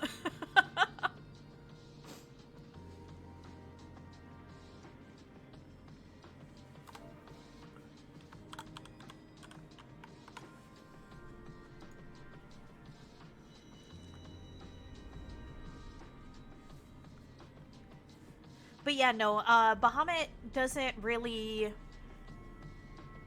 So Bahamut's a little bit weird in that Bahamut is actually what they use to change from 1.0 to A Realm Reborn. Let's go, Esperget. Wait, wrong Final Fantasy. So, I don't know if, like, how many of y'all actually know the history of this game, but... the original Final Fantasy XIV was a fair bit different from A Realm Reborn, which is what we know now, and is what I'm playing through right now. There were, like, pretty significant issues with it. The fandom also did not, like... Hold on. Cutscene, and I will continue explaining.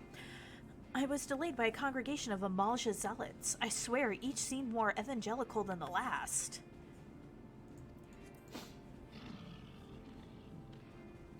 Persistent lot. Nice aim. Phew.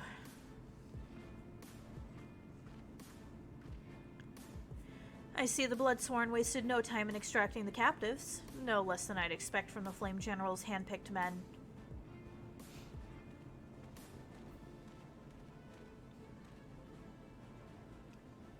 As for those two, it is fair to say that their hardships have only just begun. They have much to answer for.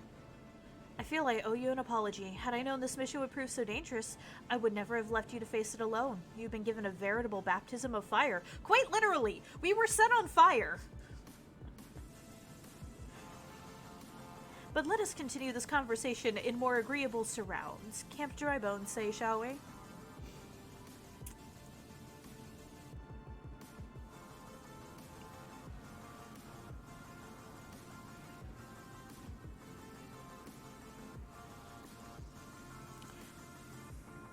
So that was the mighty Ifrit.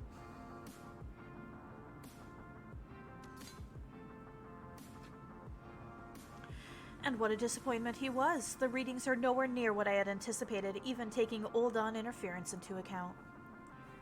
You should know better than to rely upon 5-year-old data left by the 7th Legion. Nor can we expect any form of support from the motherland, given the troubles at court. We have only ourselves to rely upon. Ever the pessimist, my dear Livia.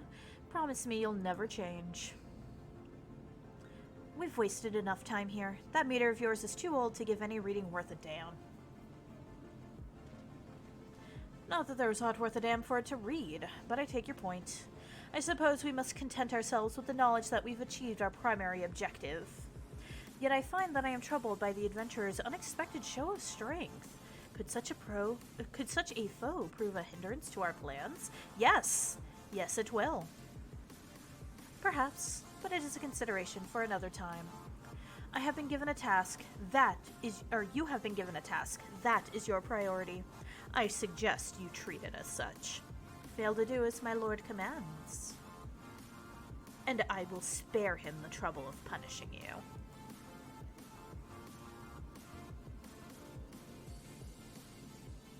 With allies like that, beware a woman in love. I shall need to be on my best behavior. But yeah, anyway, 1.0 did start off really, really rough. Trial by Fire reminds me of the time I went to hell to get a harem of demon girls. Oh, you mean Helltaker? Fox McCloud, are you claiming to be the Helltaker?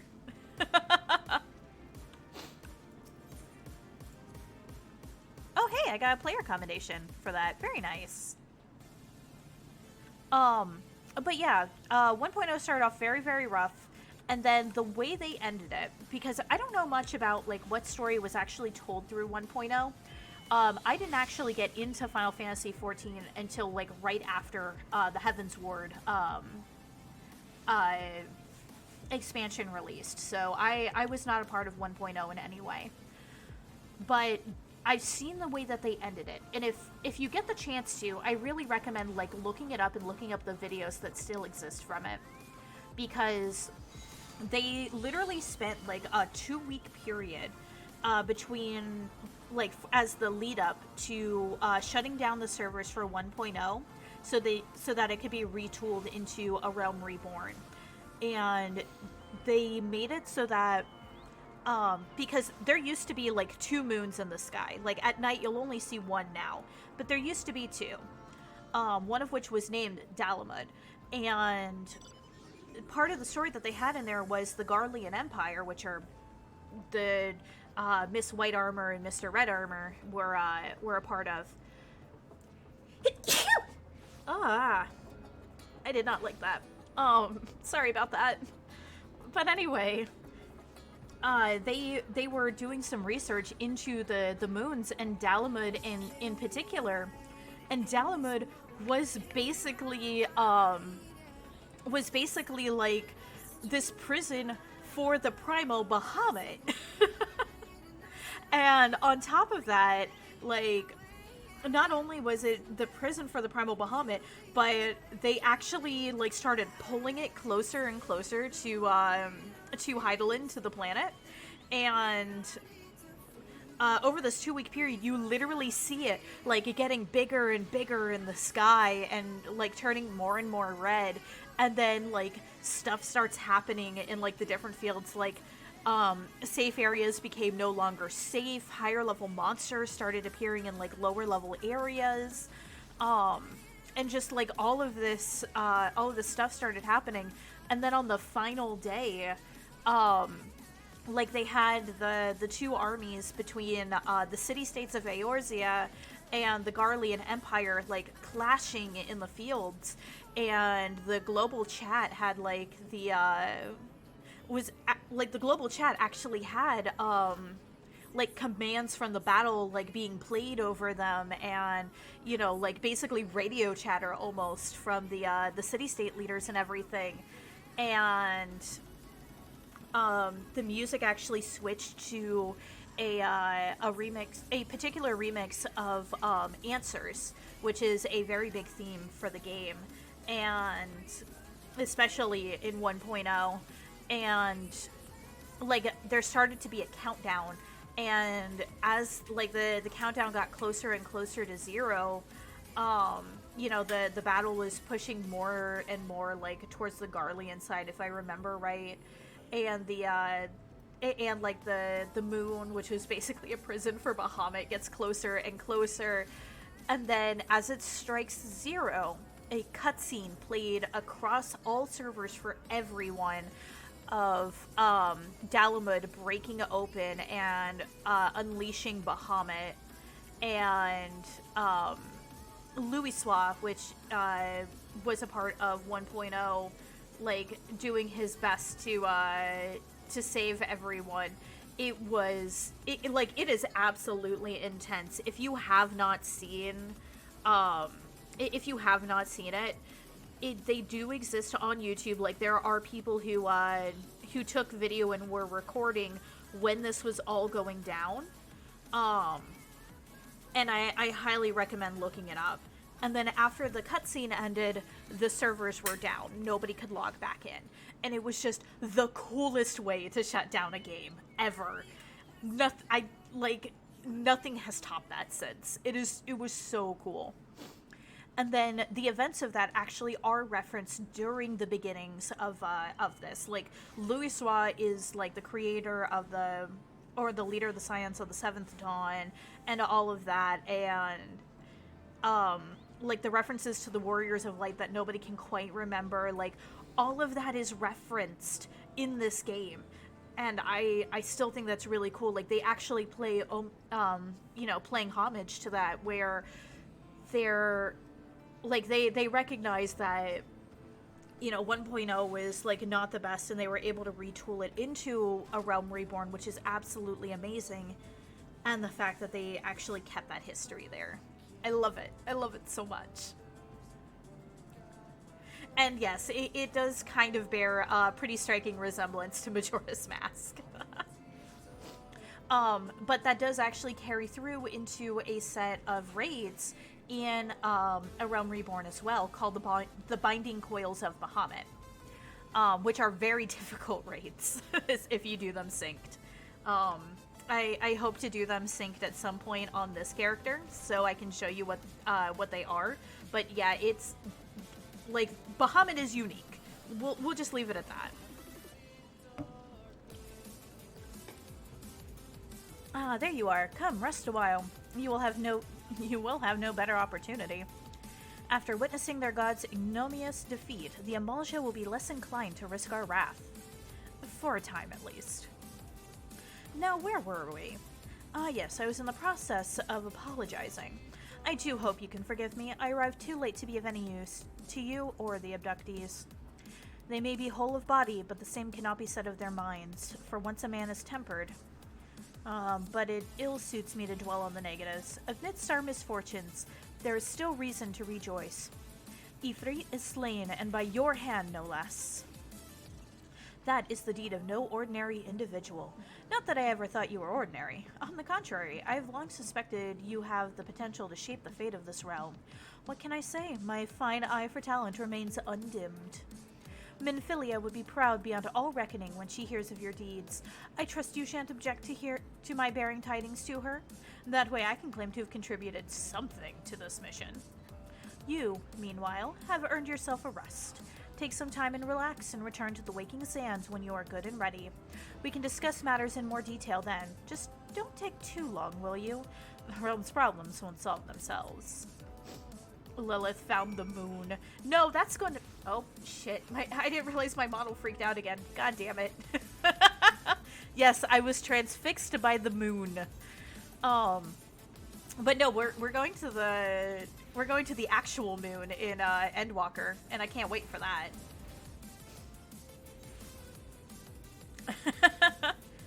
Yeah, I'm sorry. I don't know what's causing it to do that. Like, obviously it happens whenever part of my face is blocked when I take a drink, but for some reason it stays stuck even after I've put whatever I'm drinking down. It just happens. I guess so. It's VTube Studio being dumb. But yeah, it's still exciting either way. I am so excited for Endwalker, like, I can't even tell you. I'm still wearing, like, shitty peasant gear. Hold on. I need to change that. Much better.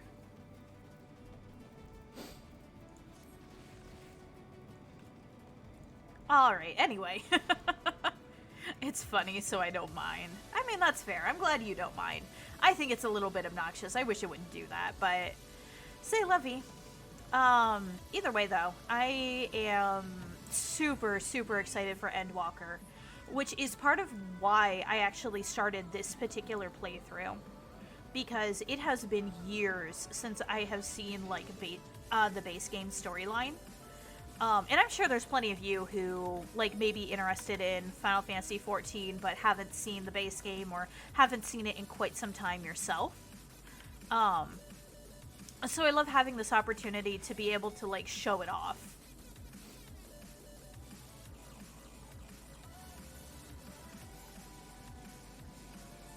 Bah, look at this peasant equipment. I know, right? In games where I can customize my clothing, I always dress like a dirty scrub. Why? Who the hell is this new player and why are they doing 4,000 damage? The triumphant hero returns. Thancred told us the news upon his arrival. He is presently in the Solar, giving a full report to Lady Menphilia. You should join them at once. Lady Menphilia is most eager to see you. I mean, I'm trying to. You wouldn't let me go in. My late arrival nearly cost Lilith her life. I wasn't there when the Amalja took her prisoner. And I wasn't there when they served her to Ifrit. Yes, by some miracle she survived, but that does not excuse the fact that she should never have to face such dangers alone. I failed her utterly. And just as I'm failing you all. What's done is done, Thancred. You can ill blame yourself for every...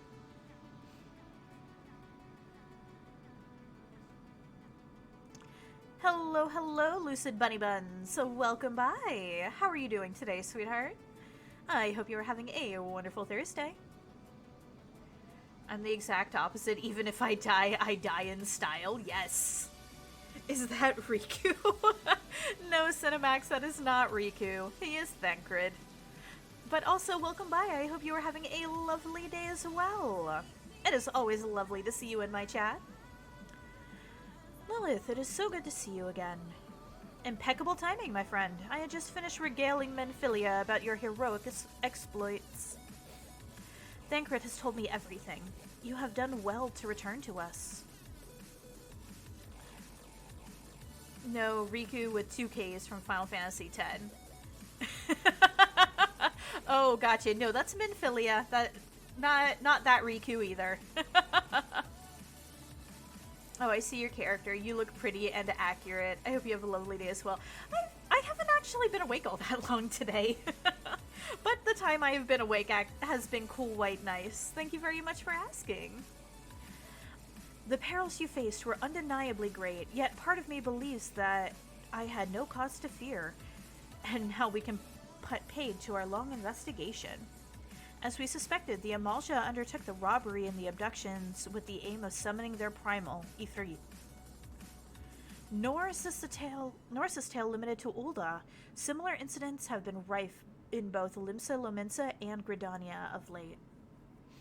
I dare say you've been curious as to how crimes like these are linked to the primals. Permit me to explain. But yeah, thank you for noticing. I actually tried my best to get her to look as close to how I look as I could, which is why I am playing an Al-Ra, because they are the only race to naturally have horns. But it does amuse me because the Al-Ra women, like the female Al-Ra, just look like they have dead eyes in everything, which is very, very amusing to me. And I will drop the code to your me on Metopia later. Ooh, I am looking forward to it. Having manifested in the physical realm, primals must consume ether if they are to maintain their presence here, and the stronger they become, the more ether they require. Now, ether exists throughout creation. It flows through all life and permeates the very air that we breathe. Alas, this alone will not suffice to sustain the likes of Ifrit. Nay, he and his kind require a more concentrated source of ether: crystals.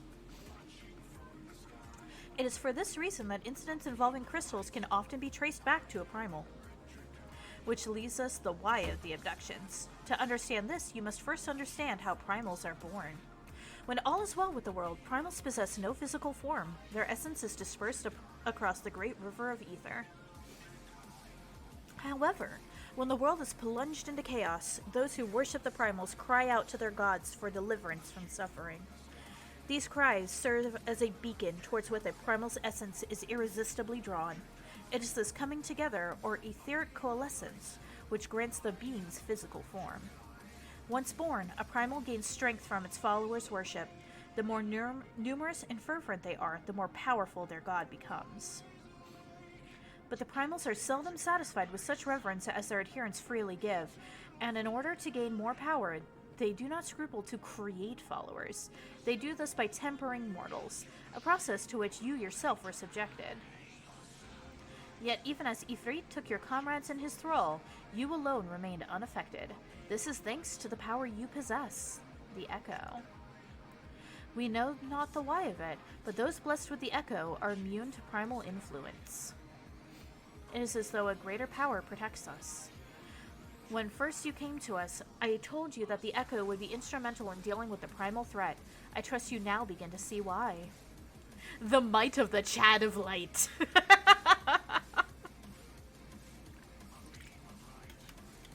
The recent incidents all share a common trait: meticulous planning. Such elaborate designs are a new development, and one which fills me with an unshakable sense of foreboding. While I share your concern, my presiding feeling is one of relief at your safe return. The Immortal Flames assured me that they will deal with the aftermath, so you need not concern yourself with that. We may rest easy for a time. I suggest you take full advantage of the respite. You may be sure that it won't last long. Once the people learn the identity of the hero who felled Ifrit, I fear you will have nary a moment to yourself.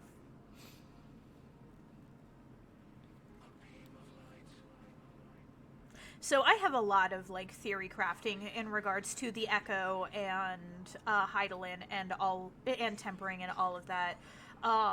Most of which I will not go into right now, simply because it would be major spoilers for stuff that happens later on in the game. But I have theories. I have many theories.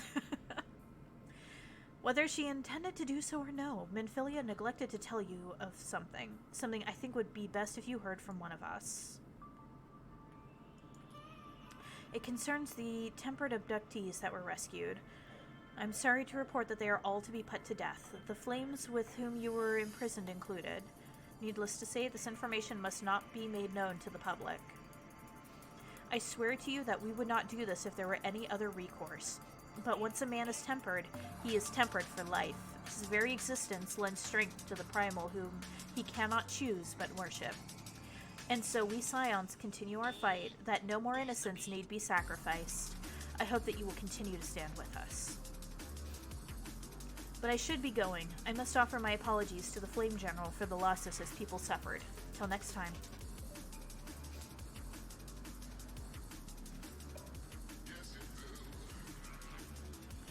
And yes, unfortunately that is very much a thing. Gods forgive me, how many more lives? Louisoix would never have allowed this to happen. I have to do better. I have to be stronger. Oh, poor Thancred. Thancred is a very interesting character. I actually did not like him pretty much at all through my first playthrough of A Realm Reborn. I did not start enjoying him until much, much later.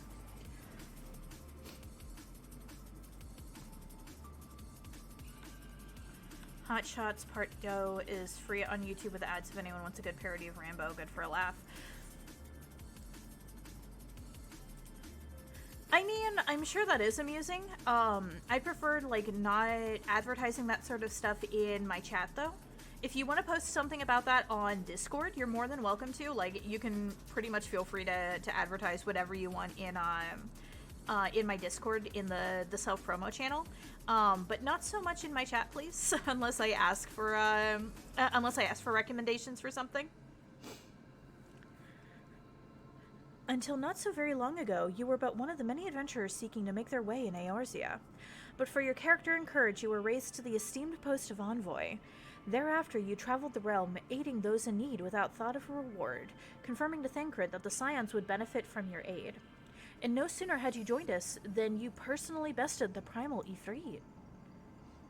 I just forgot that the movie existed and used to own it on VHS. Oh, gotcha. Yeah, so y'all are gonna judge me. I've never actually seen a Rambo. I've never seen a Rambo movie at all. They're not my kind of movie. I'm not too much for like just like straight action flicks. So I've never seen it. So a parody would like kind of go over my head a little bit.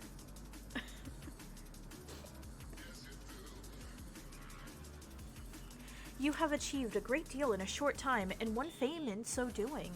Alas, fame does not come without a price, as you will soon discover. Hot take, Rambo is not that good. 1 and 2 were good. Went down after that. Gotcha. Okay. Well, I mean, I feel a little bit better for not having seen it then. We have guests. Or rather, you have guests. Beg pardons!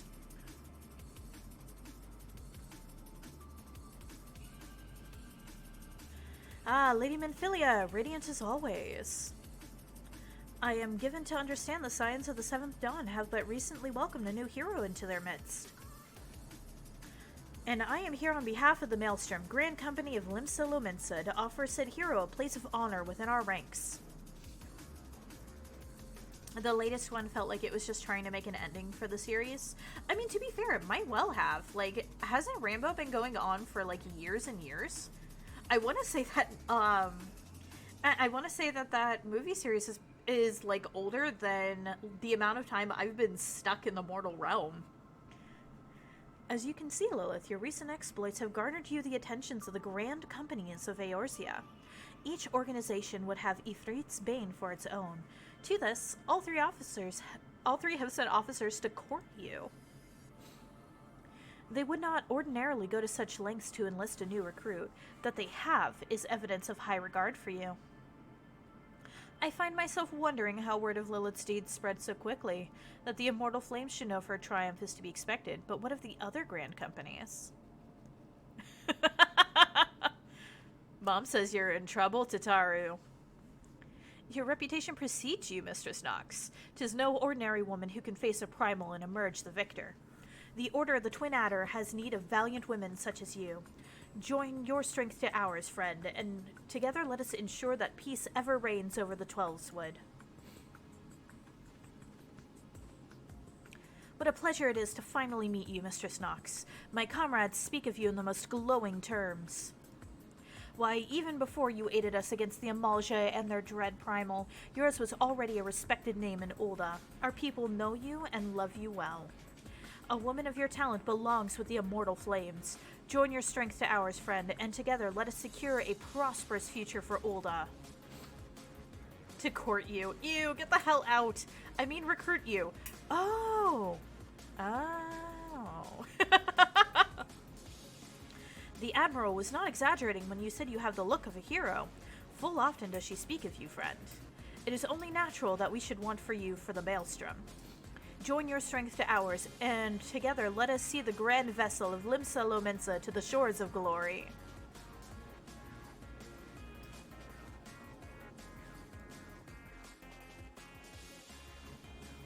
Lady Menphilia. Very well. Though I am quite sure you need no reminding, mayhap a brief summary of the situation would help to clarify your thoughts on the matter. As you know, the Grand Companies are all-encompassing organizations empowered to call upon martial, economic, and technological resources of their respective city-states in times of strife. I have standards. I won't date anyone whose title is their name. I mean... Don't worry. The Lilith in this game isn't going to date anyone. There are presently 3 such organizations in Eorzea: the Maelstrom of Limsa Lominsa, the Order of the Twin Adder of Gridania, and the Immortal Flames of Ulda. Besides, don't forget, I am everyone's big titty goth demon waifu. Serving a grand company means serving the nation to which it belongs. You will be charged with its defense and tasked with advancing its cause. In return for your faithful service, you will be furnished with various rewards, some of which may well prove useful to you in your other endeavors. If you are agonizing over which of the grand companies best deserves your loyalty, be at ease. The commitment you make this day need not be permanent. Should you wish to shift your allegiance to a later date, or at a later date, you are entitled to do so, and yet, I concede it is no small choice you face. Ah, a thought occurs to me. You will, of course, recall that the 3 city-states are planning to hold remembrance services. Well, as part of the proceedings, I'm given to understand that the leader of each grand company will deliver an address. Hearing these addresses ought to help you make an informed decision. What say you, my dear officers? To be fair, all 3 of those sound lame. Hey, I love the Maelstrom. Like, the Maelstrom and the Immortal Flames are both badass sounding names. I don't give a shit about the Order of the Twin Adders. But Immortal Flames and Maelstrom are both badass. A fine suggestion. You're as wise as you are beautiful, my lady. Very well, let Lilith hear our leaders speak and then return here with her decision. We eagerly await your answer. I also hate the salute for the Twin Adders. Too generic for edgy names. I mean, they're not edgy. It's literally just basically the name of a militia. I know full well that the adventurers are by their nature a liberty-loving breed, and not best suited to the discipline of military service, but I strongly urge you to join a grand company nonetheless. While the promise of reward is enticing in itself, it is not the only benefit. You are possessed of great power, Lilith, and with it you are capable of doing untold good. Yet know that great power is wont to attract attention, not all of it friendly. But the major question is, does it come with dental? I need, do I get dental service, or do I get dental insurance and a 401k with this company? Liberty-loving breed. America. There will be those who wish you ill, and you must needs be on the lookout for them. Yet however vigilant you are but one woman. In the midst of a grand company, however, you will be one woman amongst many, a friend amongst friends. Your achievements will be shared, and so will the danger.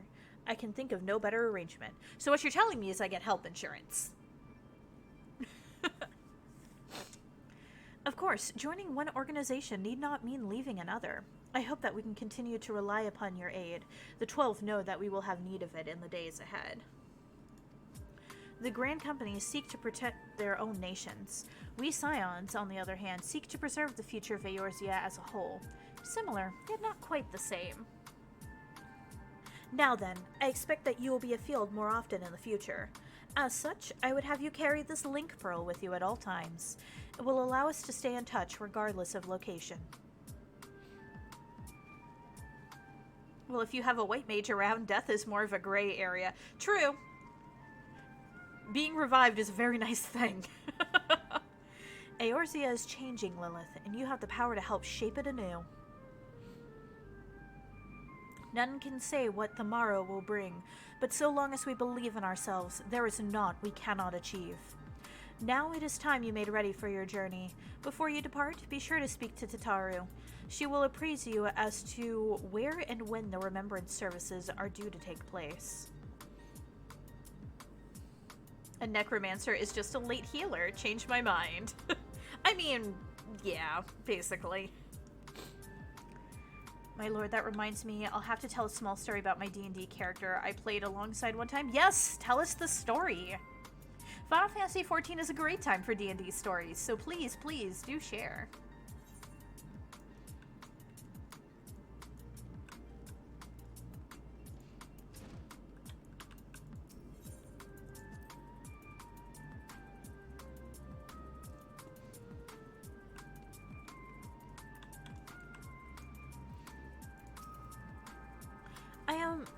Sorry about all the attention you're getting. I might have sung your praises a little too loudly and often to a few too many people. Next time I'll be sure to hold my tongue. Literally, if necessary. Anyway, I expect you want to know where and when the remembrance services are taking place. If all goes to plan, Gridania's Grand Company, the Order of the Twin Adder, will hold the first of the 3 services, and Elder Sitsier Kani Senna will deliver her address at Mikedo's Amphitheater. I should probably mention at this point that due to the organizational challenges involved in assembling all of the involved parties, it's possible that the order of the services might change. Still, there's not much we can do about that, so make Gridania your first port of call. Next, you'll need to go to Ul'dah, where the Flame General Ralban Alden will be addressing the masses at the Royal Promenade. Oh, and it's rumored there's to be a special guest. How exciting!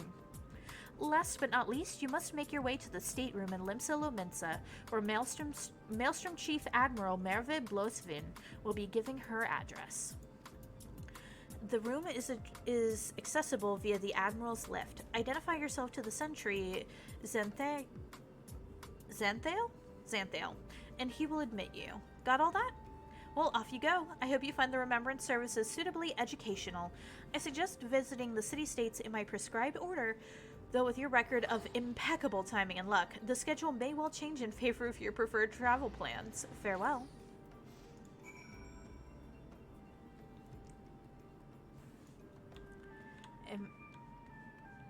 You just reminded me of this dyslexic spells we talked about. Yes, Ball of Ire. Detect Dad. Imagine a MILF. Now imagine a nurse MILF. Now imagine a priest nurse MILF. Good so far, right? Imagine her being a sadistic piece of work as well, and she was the only person in the group being able to tend to wounds. Oh, that sounds like fun, actually. And yeah, for some reason, I can't turn I can't get the auto mod to actually turn off. Like, it's not actually on. I have checked my settings. I have checked everywhere in my settings.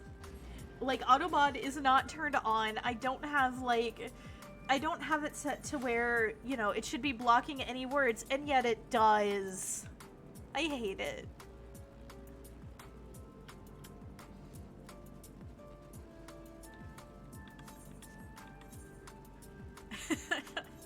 I mean, I'm glad that you enjoy it, but it frustrates the hell out of me.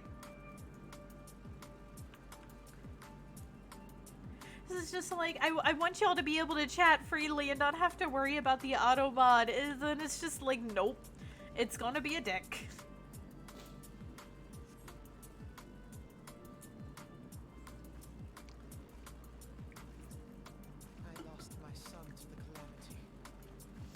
Alright, now you have a basic gist of the character involved, so on to the story I wanted to tell. Oh boy. Oh, this is a voiced cutscene. Cast Detect Dead, accidentally detect Dad. The tavern waitress starts glowing. I mean, there's no problem with that. Forebears were once strangers in the Twelveswood. Fearful of the green wrath, they hid themselves in the dark recesses of the earth. Yet they dreamed of basking in the dappled sunlight of the forest.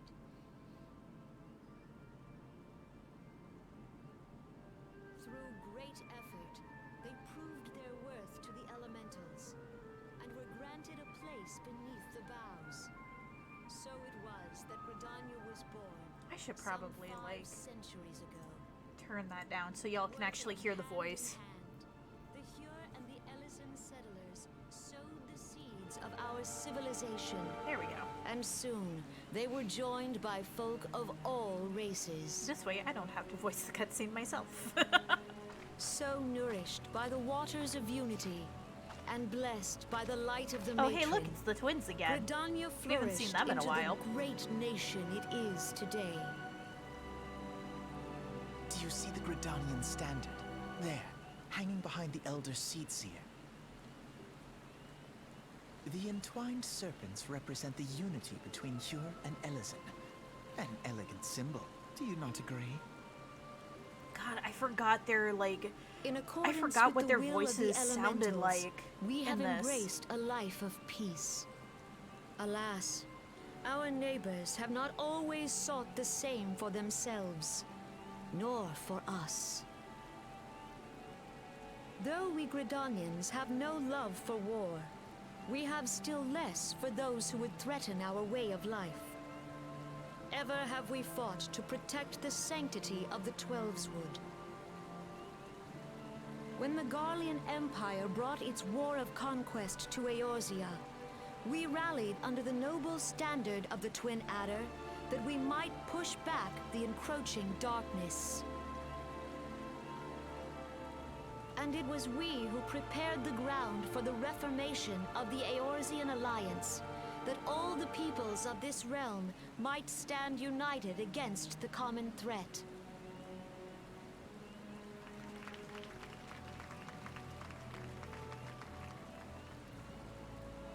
"5 years ago, the Alliance met the armies of the Empire upon You don't the mind if I'm a fields little of bit quiet. Cartano. I'm actually just letting the It cutscene would like prove voice the itself. bloodiest battle in recent memory. Countless Gridanian lives were lost. As Supreme Commander of the Order of the Twin Adder, ever shall I bear the weight of our people's sacrifice. Alas, their loss was not the only tragedy to befall us that day, for soon came the calamity.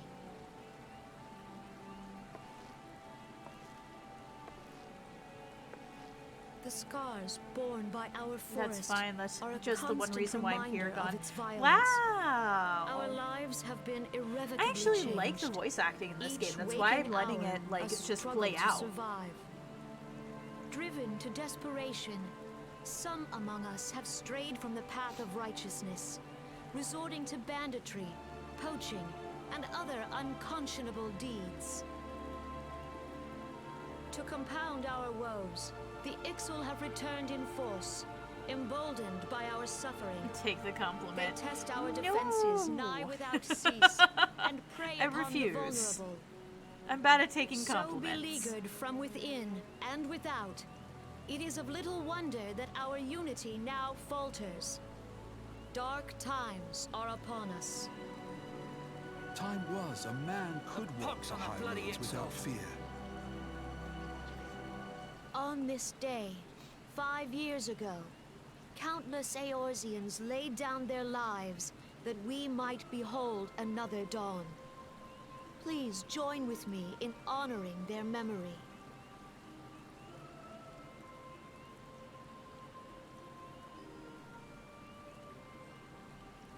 And how do you propose to honor the memory of those you cannot remember, pray tell? Be nice, Alize. The destruction wrought by the calamity was indiscriminate. It dealt death to Eorzean and Garlean alike.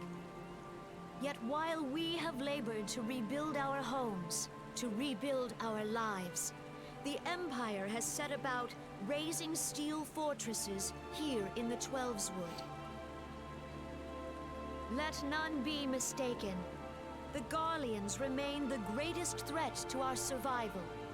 If we are to stand against them, we must remember what it is to be united. Our many troubles blind us to the woes of our fellow man. Thence is harmony lost. Yet harmony is the founding principle of Gridania. We are gathered here to honor the fallen. Let them be honored not only in word and thought, but through concerted action. I bid you join hands with me once more beneath the Twin Adder's standard. band together, let us heal the forest's wounds, that our progeny might live in harmony beneath these ancient boughs. For serenity, purity, and sanctity. We must think of the children. Woods will be done. We It's must up think to of us the to protect children. the forest elementals. Oh my god. Yeah, see, hearing some of the original voice actors is a little bit weird to me, though. Because after you get out of the base game, almost everyone's voice actor changes. Because to my understanding, there was like a big reworking of contracts and everything in regards to in regards to a lot of the voice actors. So characters like the twins here, their voice actors If you'll change. permit me, Alfie no. Raubon and all of them change. And my sister, Alize, at your service. I saw at a glance that you were a fellow traveler. You might call us students of history, sampling the realm's remembrances in pursuit of enlightenment. Oh god, I want to smack him so badly. I hate his voice. I originally actually really liked Alphino's starting voice, and now I hate it. I hate it so bad. Like, I was the first time I was playing through this, and the first time I got to Heavensward, and like the change happened, I hated it, and I wanted nothing to do with it. And now it's just like, no, please give my sweet baby Alphino his voice back. I hate this. This voice doesn't fit him at all. The Gridanians are unfortunate enough to have to contend with two beast tribes.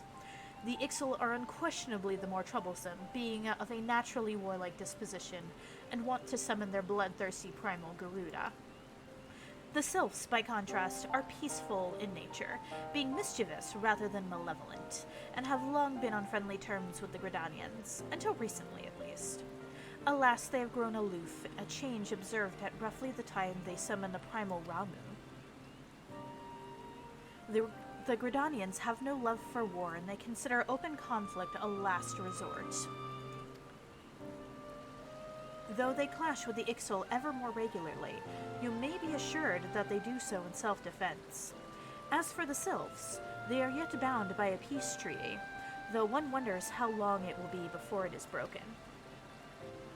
The Twelveswood was grievously wounded during the calamity, leaving Gridania vulnerable to attack. The people are hopeful that restoring the wood, and thereby the power of the elementals, will put an end to their woes. Yet how long will that take? Centuries, I'd wager. Meanwhile, the Ixal will continue their incursions, spurred on by Garuda and her insatiable appetite for destruction. Whether the Gridanians like it or not, sooner or later it will come to an all-out war, and when it does, the Order of the Twin Adder will need all the help it can muster. How valuable might the aid of a capable adventurer prove to them then?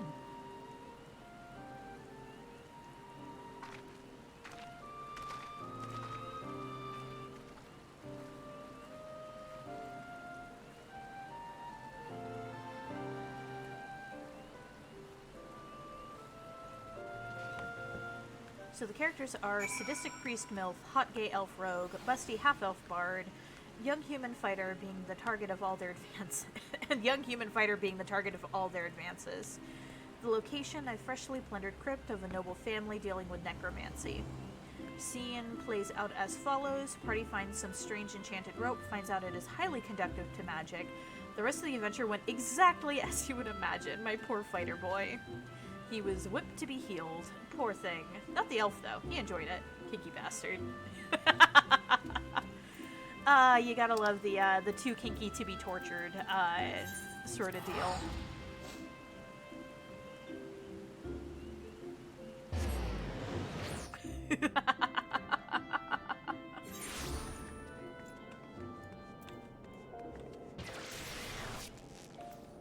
I mean, actually, wait, what am I doing? I should just use the stupid... I need a teleport. I'm dumb. Hold on. That... chamber. She made a healing whip. Hell yeah. I mean, if you got it, why not? One of my favorite methods of torture whenever I'm playing D&D is to take a healing potion while someone is bound and then smash it into their mouth. So that way they get all cut up by the shards of glass, but it forces the potion down their throat. So they end up, like, taking negligible damage, if any at all. It just really fucking hurts. Behold, 'tis the Sultana Nanima herself! And Roban as well. Another voiced cutscene. Y'all get to listen to them make a speech. Hark you, souls of flame, drawn to the bosom of the desert, where the fire burns brightest and shall rage forevermore. Hurrah! Rauban!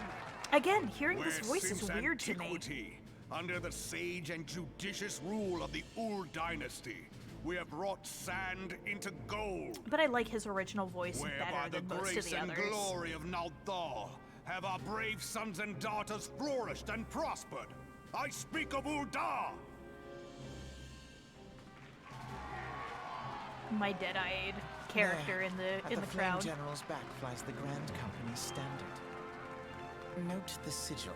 The golden scales of order balance the jewel of prosperity with the flame of might. Ah, yes, desert.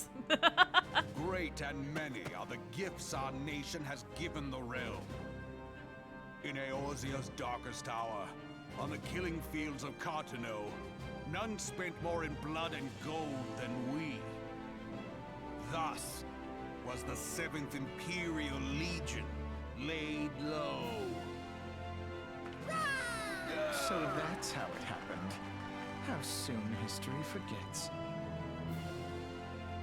Yet many left our gates, never to return. Let us pray for our absent brothers and sisters, that they might know happiness in the great beyond, as Thal's honored guests. If the fates were fair, the price we paid that day would have bought us victory. Alas, they are not. And now, but 5 years into this 7th Umbral era, the spirit of sacrifice which granted us our strength is all but dead. Look around you. What do you see? A people divided, downtrodden, and enthralled. Where are the merciful alms of the rich? Where is the just steel of the righteous? I ask you, is this the great nation our brothers and sisters gave their lives to save? You who call this living, dishonor the name of the immortal flames. It is but a slow death. Our enemies surround us. The savage hordes of the Amalja Can't summon a wait Dark beside Lord our because roads, because of a strangling the stutter. lifelines Oh, of that's trade. great. Meanwhile, the Garleans make mock of our borders and despoil our land of its natural wealth. Oh yeah, Raubon's great. I love We Raubon. stand on a precipice, yet we do not act. Whether trader or soldier, monetarist or royalist, all must recognize that a divided Uldar stands to fall. Victory and fortune walk hand in hand. Intelligence 1, Charisma 13. Ye who seek glory and wealth, Nah. look not to what little you can snatch from your neighbor, but to the boundless wealth of the world beyond. Now is the time to unite. Now is the time to ride forth. I love Raubon In the though. name of the Sultana, Like he's actually I really beseech you, awesome. line not your own coffers, but those of the immortal flames. He Seek doesn't not know to the history of prosper man just to Uldar, rally everyone. but to I mean, he restore knows to the history. prosperity. Like, trust me, he As knows the realm history. prospers, He's just so shall choosing Uldar. to portray As it in Uldar this way. prospers, so shall her people. Because he knows what will rally the people. Together we are one.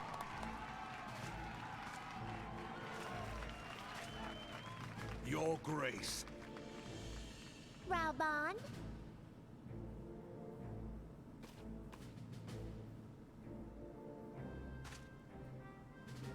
Destiny 2 People Cade. of Ul'dah, I, Nanimo, 17th in the line of Ul, address you. Much has been made of the wealth of Ul'dah. Yeah, basically, he tells them what they want to hear. So... Yet those who measured that wealth in coins and carats are gravely deceived. Like, For the true people wealth of want to Ul'dah hear that lies they in played the a much health, bigger role in things happiness, than they and hopes of actually her did. people. And no, she's not Beloved jealous of subjects, Tal. I bid you She raise has a aloft the personal torch Tal of to make her Ul'dah, taller. that her flames might serve as a beacon for all Eorzea to see. Long live Nanamo! For victory and fortune. Besides, I love this image of, like, Nanamo just perched up on his arm like a little falcon. It's so cute.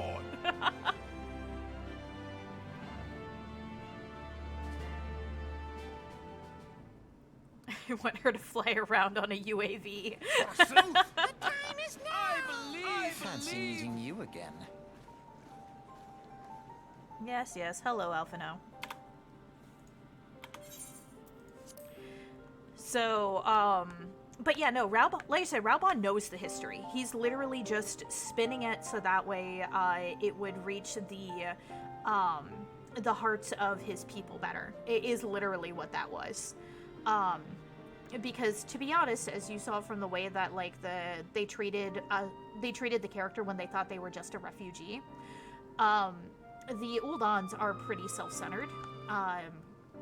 And to be fair, like, with the way that their society is, it's pretty easy to see why. But by twisting things a little bit more to make it seem like they played a much larger role in things than they actually did, you know, helped, like, rally the people around that idea a little bit better. Was wondering what the elf lad meant, how history forgets. Well, to be fair, their grandfather, Louisoix, was the one who actually, like, stopped a lot of the shit that was going on. Like I mentioned with the end of 1.0 and going into A Realm Reborn, that's actually what all of these remembrance ceremonies is referencing, is that battle at Cartno, that final battle that all the players got to witness with the Garlean Empire versus the Grand Companies. Like, all of that, that's all the stuff that they did to end 1.0. That's what they're referencing here. And Louisoix did play a big part of that, as did the Warriors of Light. History does forget is written by the Feather the Victor. Also true. Also very, very true. The Uldans have a long history of conflict with the Amalsha, the beast tribe that worships the primal Ifrit. Judging by the look of distaste, I take it you have encountered them. The Uldans do not shy from confrontation. If aught threatens their precious prosperity, they will seek to crush it. So have they dealt with Ifrit thus far, smothering his flames each time he is stoked to life. Uh-oh. Well, I will get through this cutscene, and then my computer decided it was going to have a problem. Oh, wait, nope. Hold on. Fixing this.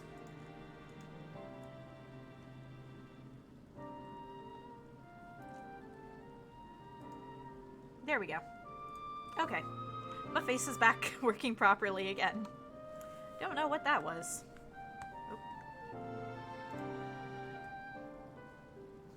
Windows noise.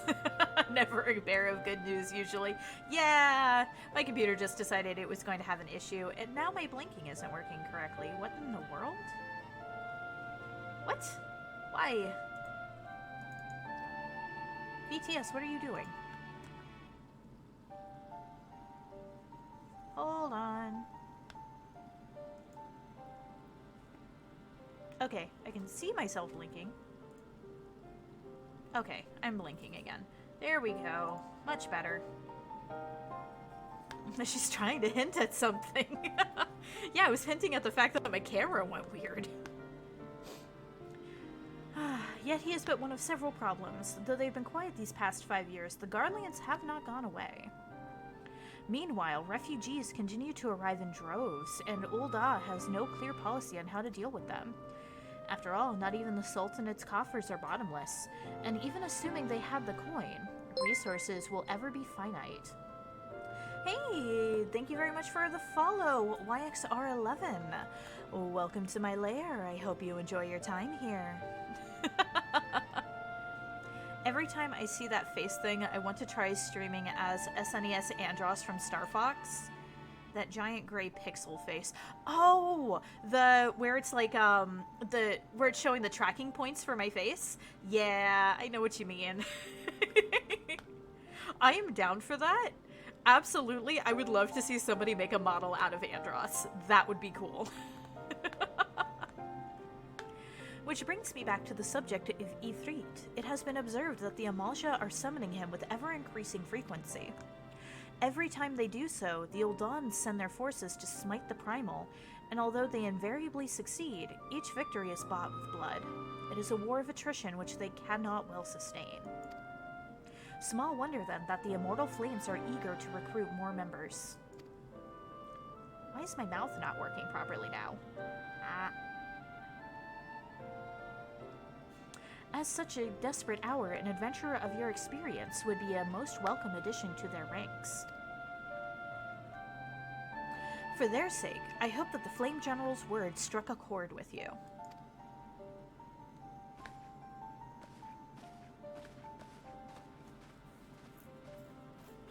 I mean, to be fair, I'm viewing all of these, and it's great to get some, like, backstory on what actually happened in 1.0 and the events that they're actually referencing here. But I already know which grain company I'm joining, because I'm going to be joining the Maelstrom. Though, to be fair, out of all of, like, the, out of all the different, like, admirals and everything, like, I love Malvin, but Raubon is still my favorite. He is absolutely amazing.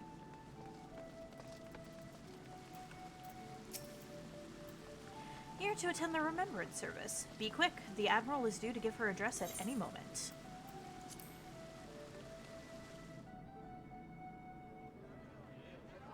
The Garleans are another matter altogether. So much for our alliance.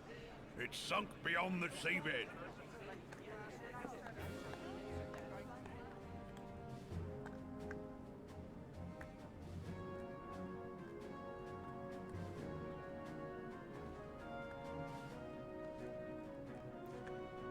People, 6 feet! There is a pandemic! Not in Brothers Lipsa and Lumitsa, there sisters of the isn't. sea, hearken unto me. Look upon this, our mighty crimson standard, and tell me your hearts do not swell with pride.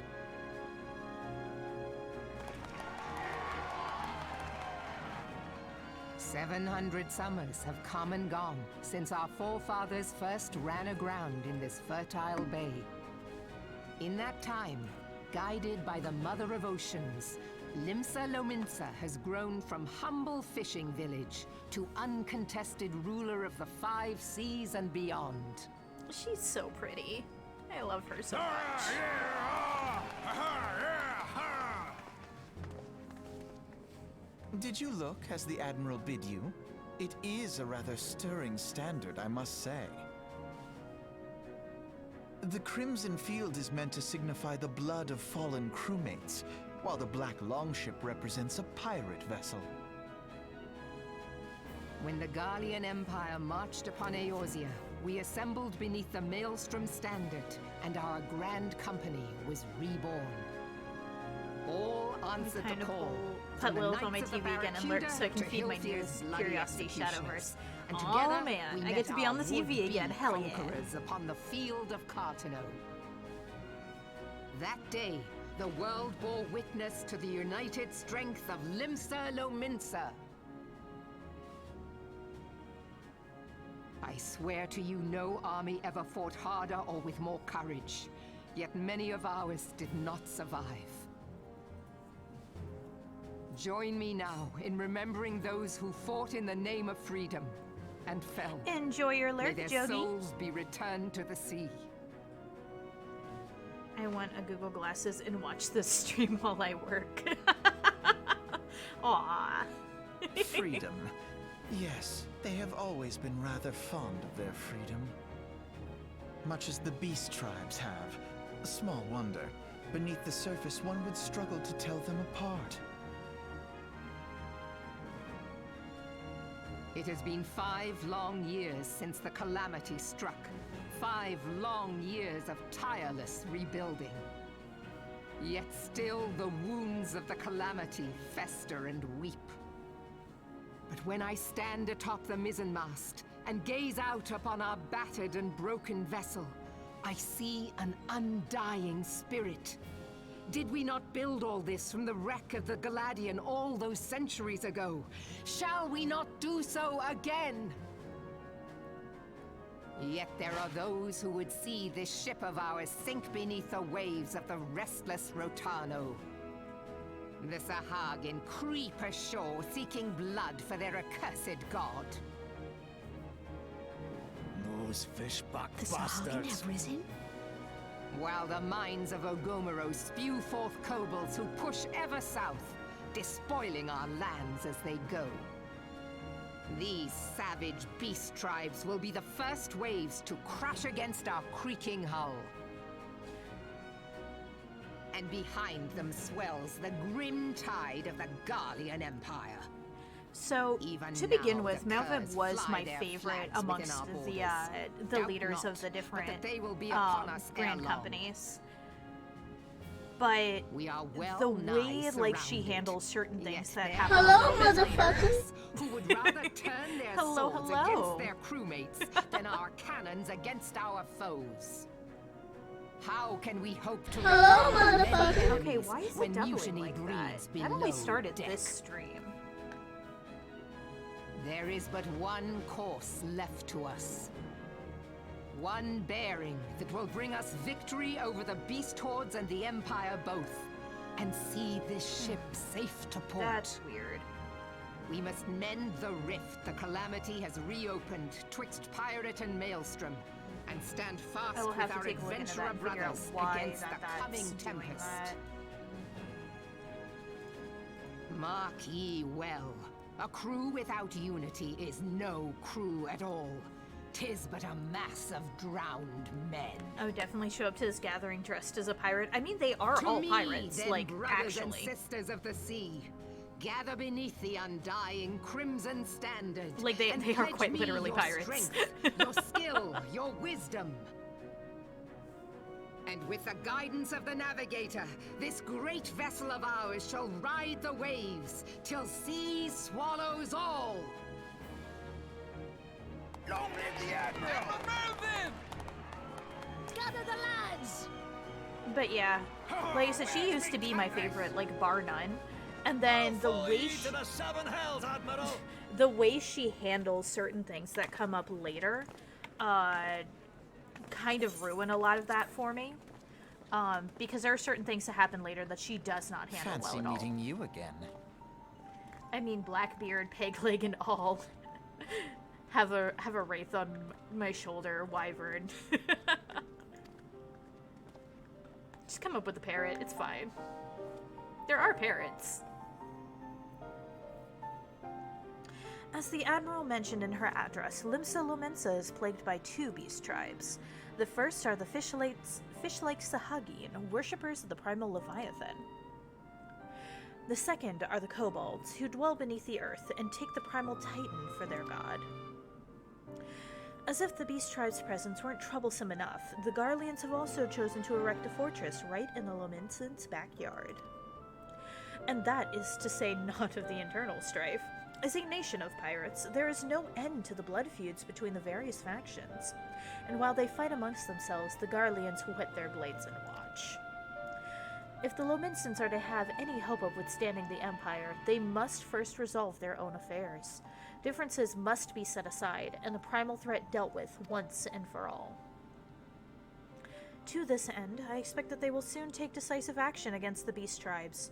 Mark my words, the Maelstrom Standard will be drenched a deeper shade of crimson ere long.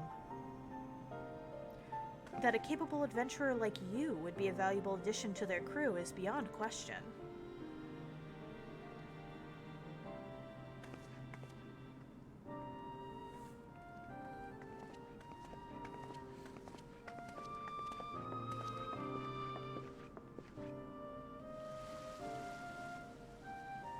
But yeah, even if Maelvib is no longer my favorite, the Maelstrom is still my favorite Grand Company, so they're still the one I'm going to be joining.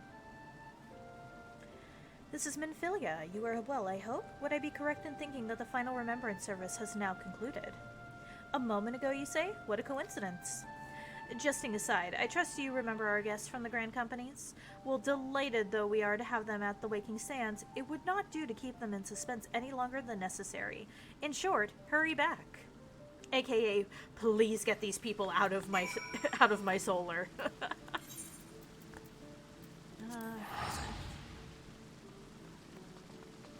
Like, that's literally what that means, is just please get rid of these people.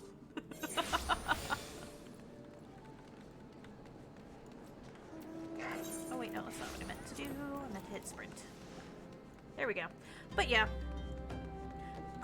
It is also very interesting because each of those remembrance services also gives you a little bit more insight into the culture of each of the cities as well.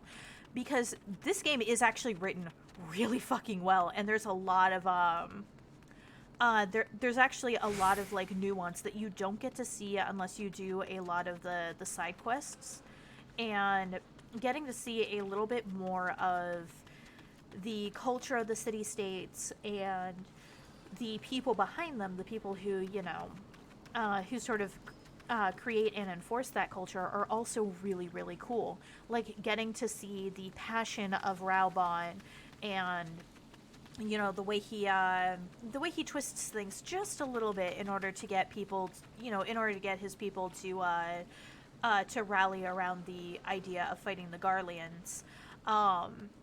You know, the fact that Maelvib referencing the fact that they literally built their nation up from nothing, from being a simple fishing village that had spawned from the wreck of a ship into the great city it now is.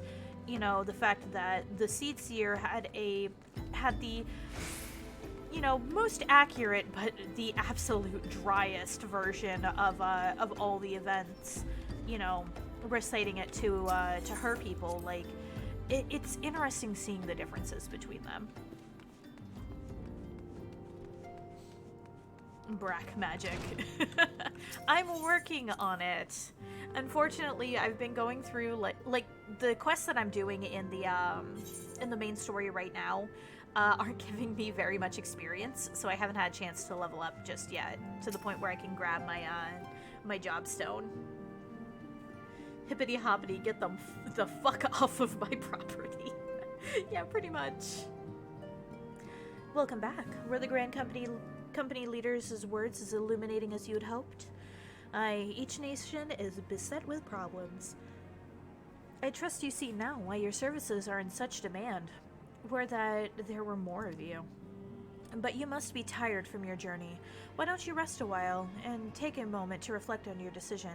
Once your mind is made up, pray, give the Grand Company officers your answer. I've already decided, let me just tell them, goddammit.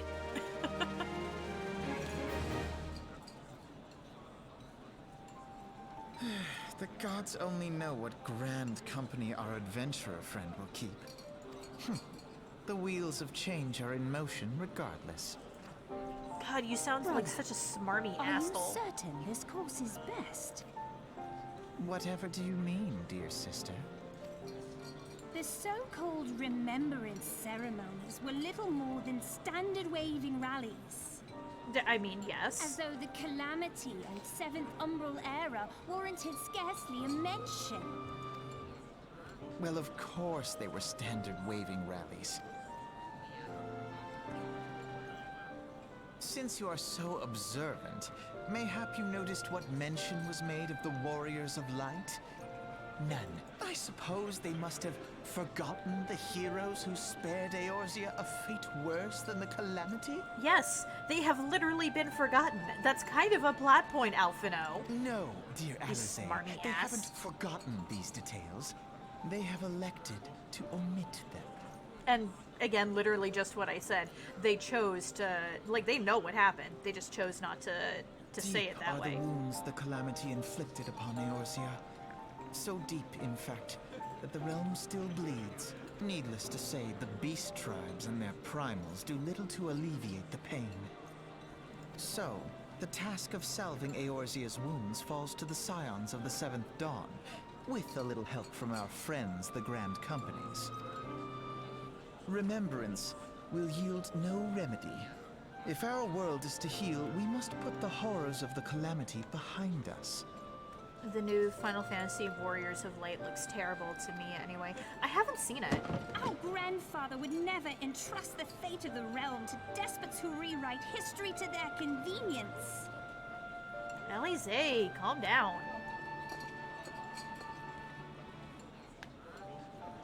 There must be another way to cure what ails this world, and I mean to find it.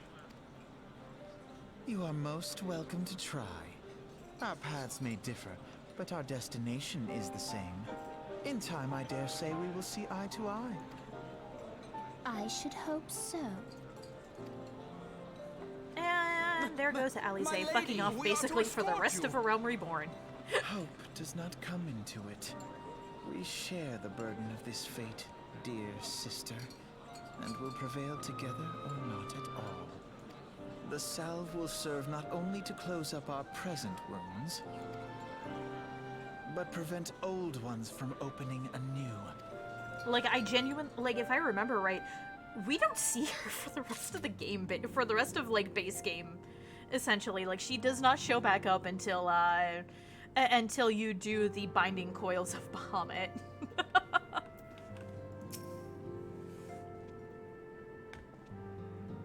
How was the Admiral's speech? Ah, but you need not explain. That you stand before me now is answer enough. You've resolved to join the Maelstrom, have you not? Yes. That's the spirit, lass. With allies like you, how much stronger is our crew? Let us brave the seas together, friend. Now that the choice is made, it is time to add your name to our rolls. Make your way to Limsa Lominsa and seek out our Grand Company's headquarters. Maelstrom Command is located on the upper decks. I will send word to our personnel officers to expect you. The duties of a Maelstrom soldier can be both arduous and challenging, but I promise you, you will not regret this choice. May your passage be swift and your bearings sure. Cool, now y'all can clear the fuck out. And leave poor Minfilia alone.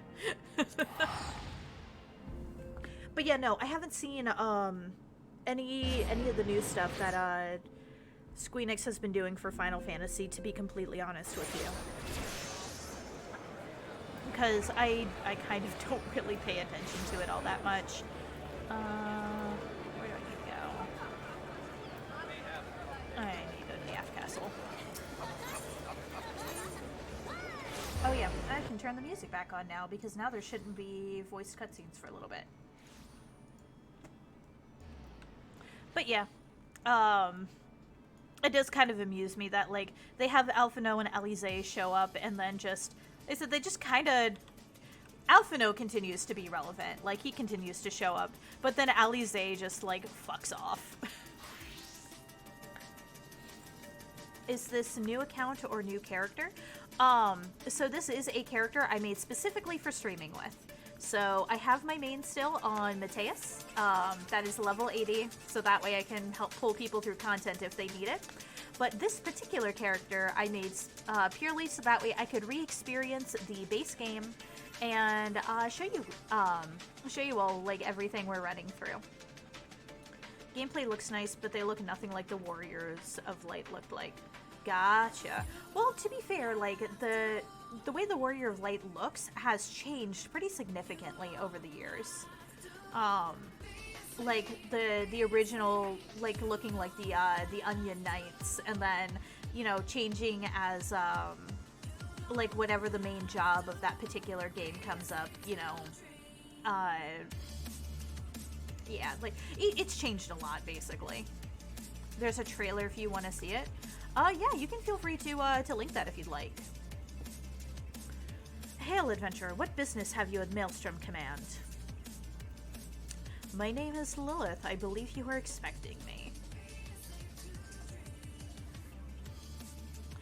Lilith Knox. I, our recruitment officer, sent word of your coming. It shall be my honor to induct you into the ranks of the Maelstrom. Now, before I can accept your oath, you must be made aware of several... Sir!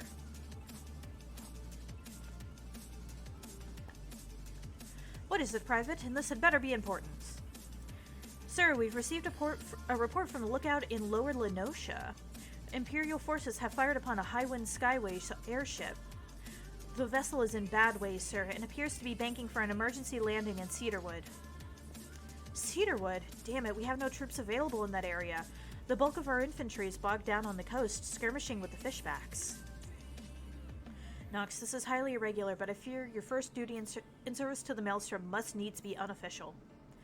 If our man in Lower Lenosha is correct, the airship will come down in territory crawling with Imperial scouts. If there are any survivors, we must reach them before the Garleans do. Make haste to Cedarwood, locate the airship, and if any of its occupants are alive, make sure they come to no further harm. We'll see about swearing you in upon your return.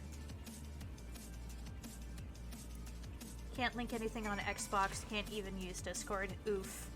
Alright, well then I will take a look at I will take a look at it when I have the opportunity to. Oh, lovely. Morby dry docks. So, which direction do I need to get out?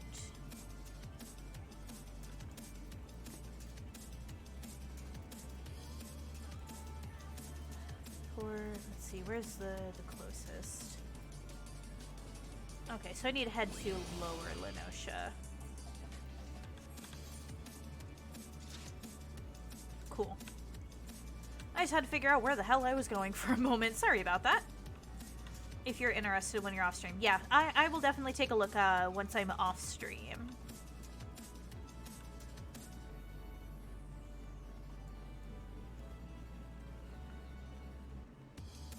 Because yeah, like I said, I don't keep up with the news for a lot of stuff as much as I probably should. Simply because just in general, I tend to be, I'm going the wrong way. In general, I tend to be really busy. So most of the time, if somebody doesn't bring my attention, like, directly to something, there's a pretty good chance that I just won't notice it. If you want to see a questionable map, watch someone use it in Deadly Premonition. Okay. There we go, Morby Dry Docks, so I gotta head down that way. I can't wait until I hit the quest so I can get my mount, because running around on foot is obnoxious. Oh, what in the world is this? Do not want. Go away. There we go. That's a bit more what I'm in the mood for.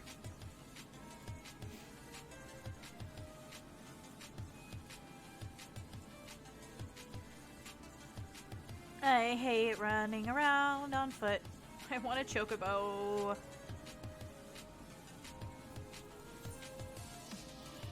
But I think it's still a little bit before I get the, before I can get my mount. Though I've heard that they folded the mount quest into the main story quest, which is really nice. Back when I was originally going through base game, the chocobo, like the quest to unlock mounts was actually an optional one, like that you could completely like accidentally skip over. Granted, they made it fairly difficult to skip over it, but that doesn't mean that you couldn't.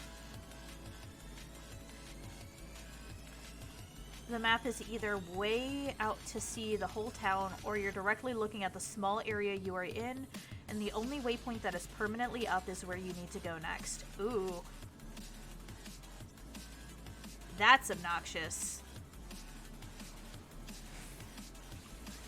But then again, I call into question the map for oh God's words, Nier Automata a lot too. Because of that map makes no goddamn sense half the time. Like, I can't figure out where the hell I'm going most of the time.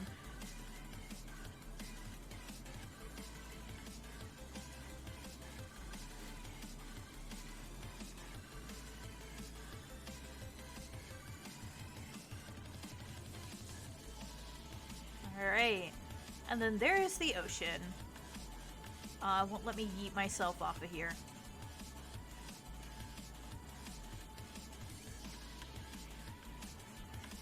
Why will you not let me eat myself into the city? Please. Okay, how do you actually want me to get down? Because admittedly, I never actually run up to this town anymore. Like, I always just teleport in. Do I actually have to get in over here? Apparently. Why?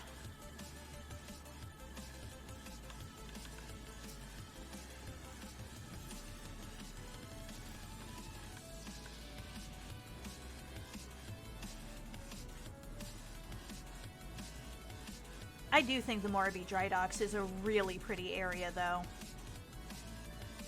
Because, like, when it's windy, you know, you've got these, you've got the grasses flying through the air. You get this really pretty view of the ocean. The actual, like, architecture here, like the gleaming white stone, is just really nice. I like it. I actually like it a lot.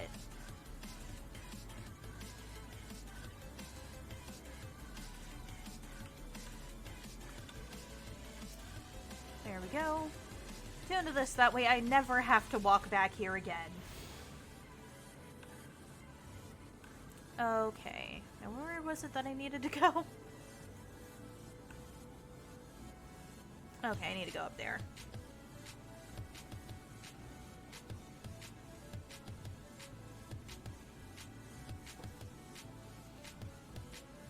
Yeah, this was technically going out of the way for where I needed to go for the quest, but it is just a much better idea to have this area,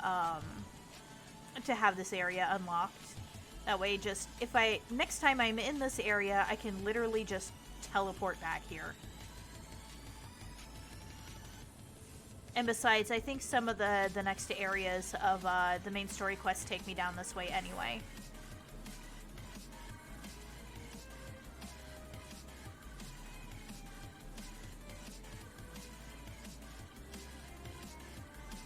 Outward is another game with a mad map system. I haven't played Outward either. I've seen some stuff on it, but I've never actually played it.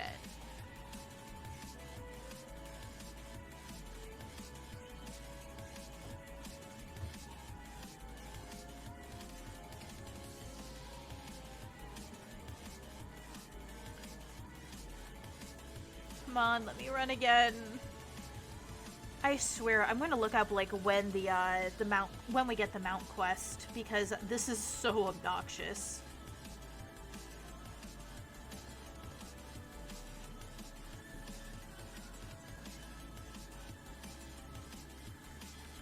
Let's see.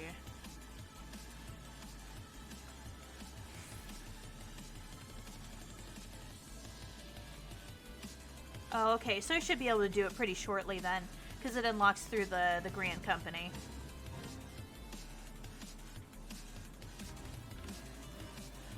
You pull it up and it's a map to the entire country, and you have to go by landmarks, and if you fast travel, just move to the next area, went the wrong way, you won't know. Also, you need to make food just to move to the next area. Oh, okay. That's a little obnoxious.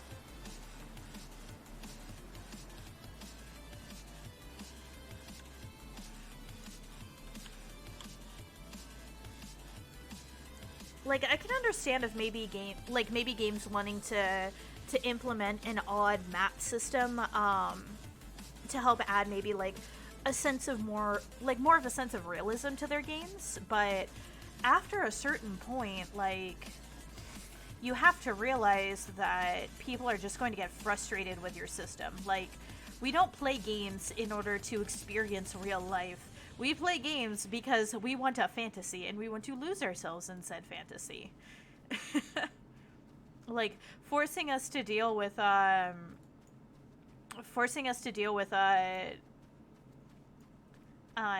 like more realistic things just, it isn't going to be fun to the average person.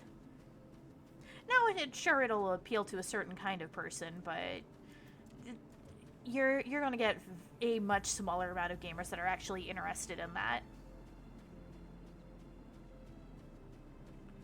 I rented it and I have no idea where the hell I was at, and I just quit and sent it back. Can't say I blame you. I went the wrong way. And no landmark gave me any idea where I was. Oof. Just oof.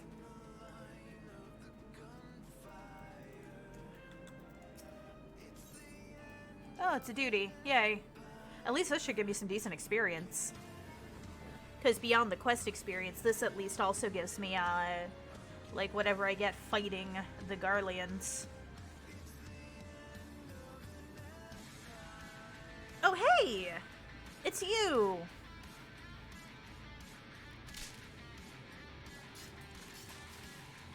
Nope.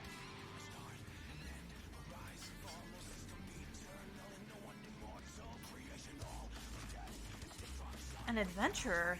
What are you doing out here? No, wait, let's find some cover first. Run away!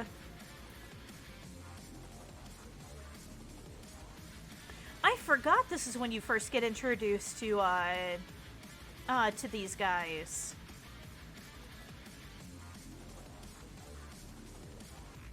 Maelstrom Command sent you. How do I know you're not an Imperial spy? You don't even have a uniform.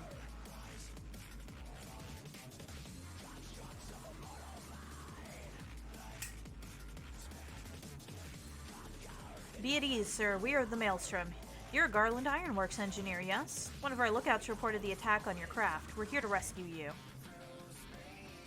You must be Nox. Good work on reaching our friend here before the Imperials.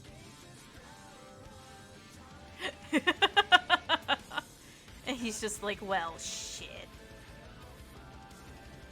You know, I don't think kneeling in the grass when you're wearing, like, dark red uniforms and you're that big is going to have the effect that you want. I've never seen a craft of this design. It must be Garland's work. Is there no end to the man's treachery? The secrets of Magitech belong in Imperial hands. They are not to be squandered on Eorzean savages. We are taking this craft back to the fortress. Dismantle it if you must. And bring the engineer. Someone must pay for Garland's crimes. Scouting party from Castrum Occidents, I'd say. Seems they want your ship, engineer. Wedge, you have to help him. That fool of a Lalafell was hiding inside the tiny Bronco. The tiny Bronco? Isn't that the new design people have been whispering about? It's the first airship we've built since the Calamity, since Master Garland. I can English, I promise. Well, since he went missing. Game logic. Crouches behind objects so your face is hidden, undetected. Yeah, basically. But even then, his face isn't detected. He's literally just crouching in, like, moderately long grass. After years of work, she was finally ready for her first test flight, and she was soaring. She really was. Till those bastards blasted her out of the sky. Alright, pay attention. We're going to hit these Imperials hard and fast. If they want a souvenir from Eorzea, they can have a knife in the gut. But they're not getting that ship. Oh, and don't forget to save the Lalafell. What say you? Ready to give those curs a hiding? Like a tidal wave, lads. Charge! Yeah, don't worry, Biggs. We'll get him. An ambush! To arms! So, those of you who've played more than like 1 or 2 Final Fantasy games would know that Biggs and Wedge are characters that show up in most Final Fantasy games. Like they are recurring characters, same as other characters like Sid. And believe it or not, they actually are a Star Wars reference. There is a Biggs and Wedge in Star Wars that I believe are X-wing pilots, and they so the Biggs and Wedge in Final Fantasy actually are references to those Biggs and Wedge.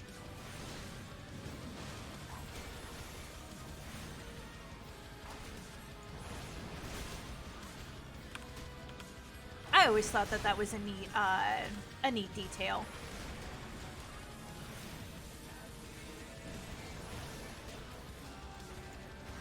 Oh, that's not the one I meant to hit. Oops.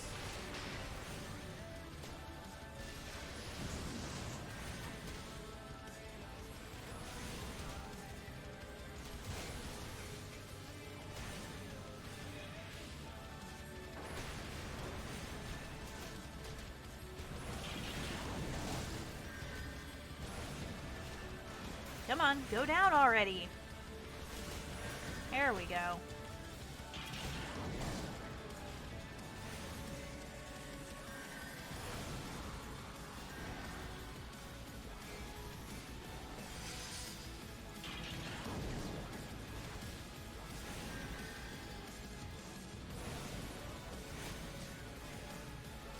But yeah, like I said, I just thought that was a neat little reference.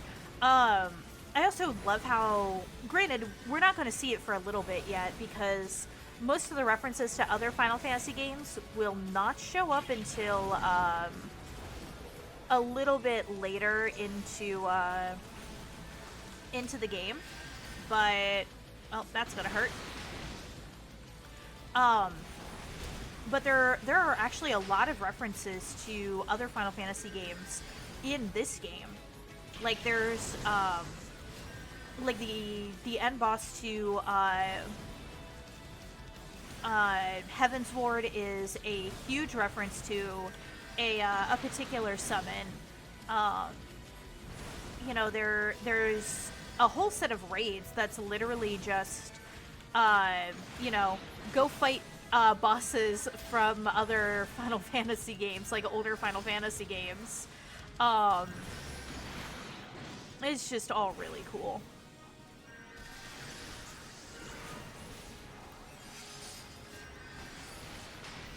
That is not the one I meant to hit.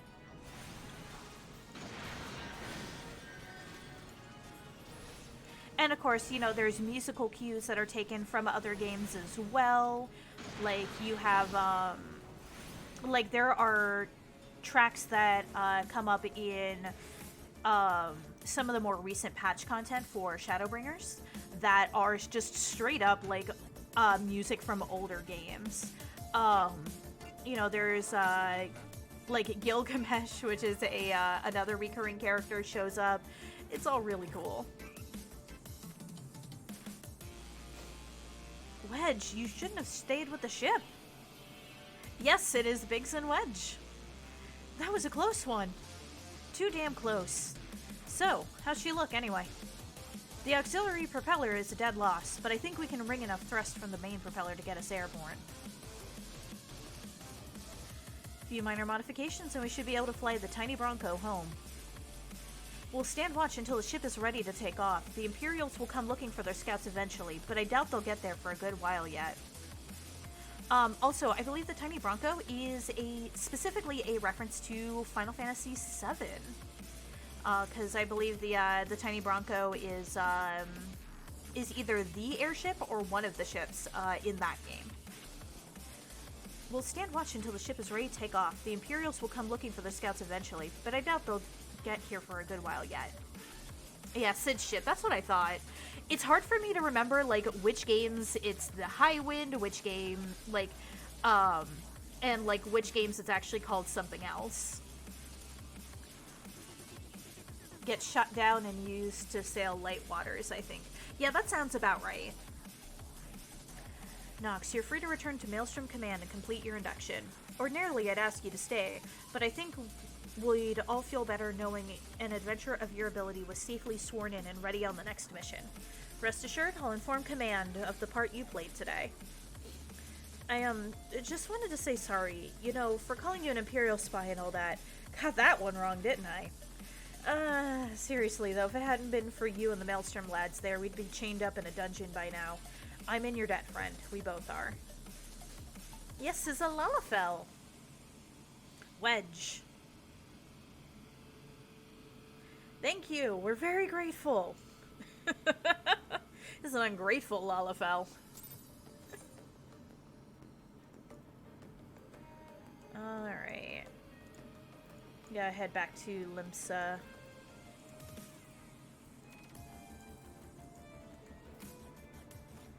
So let me click on the thing. There we go.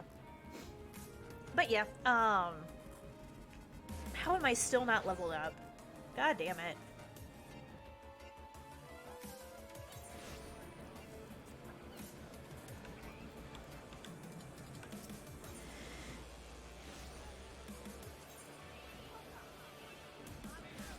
Alright, but yeah,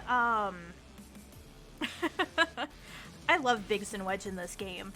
And they do show up quite a bit in some of the later stuff.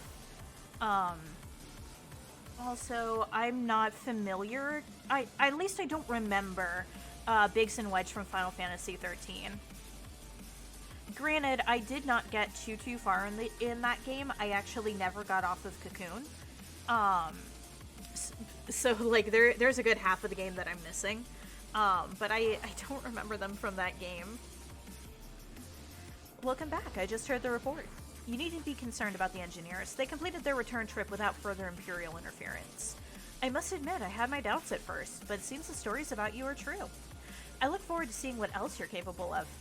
After you're properly inducted into Maelstrom, of course. Now, speaking of your induction... Thank you! Finally, level up!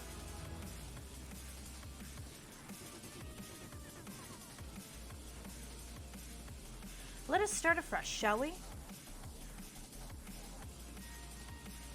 I'm honestly tempted to just go like fight a higher level fate or two and see if I can't get a quick level up.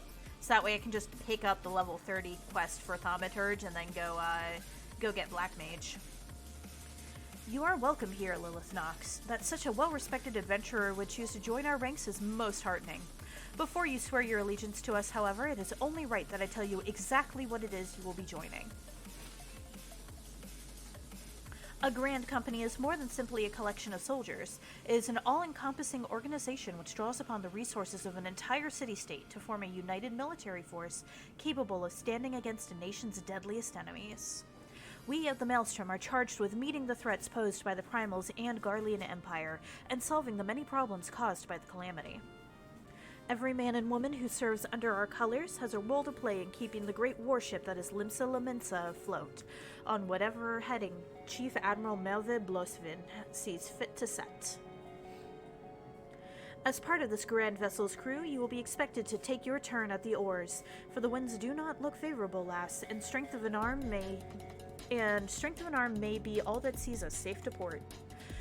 If I've lost you with talk of ship and oar, let me put it another way. A Maelstrom soldier labors till her last breath, fights till her last drop of blood. We give our all in service to this nation, and no less is expected of you. Nox, it is customary for new recruits to swear an oath of their choosing upon entering the Maelstrom's ranks. Is there aught you'd like to say?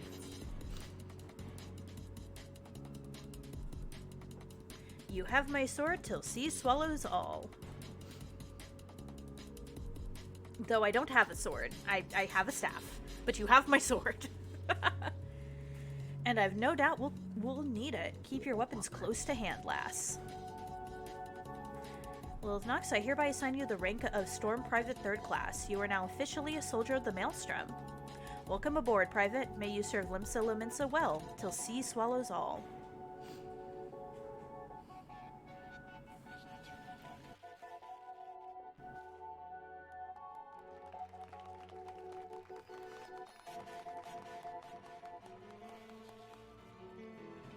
Oh.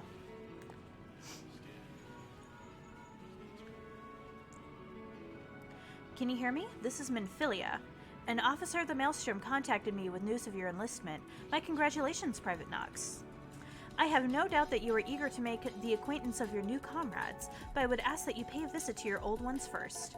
Remember, though you are now a woman of the storm, you are no less a scion.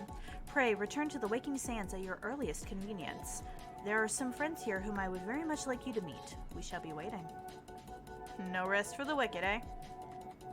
Before you make yourself scarce, I recommend having a word with Commander Riki. Might be worth your while.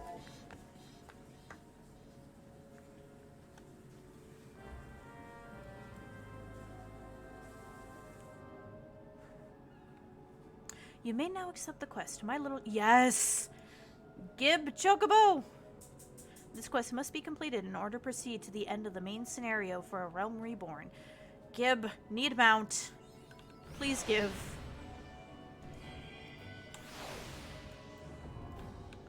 Delivery missions unlocked. Cool. I need my chocobo. Well, if it isn't Private Knox, I must say tales of your deeds have been an inspiration to the troops.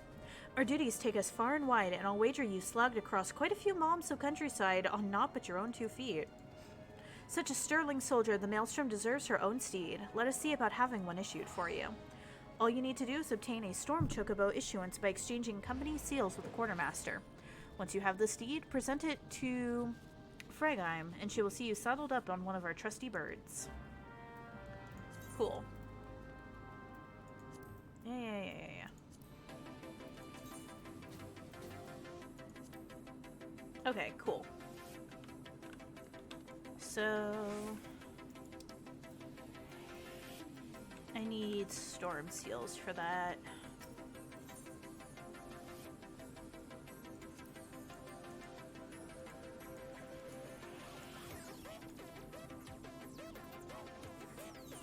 I would have to do company leave, so it's going to be a little bit before I do that, because I'm genuinely probably just going to do that off stream, because that means I have to do like a couple of like leavies or something for the company in order to get the certificate.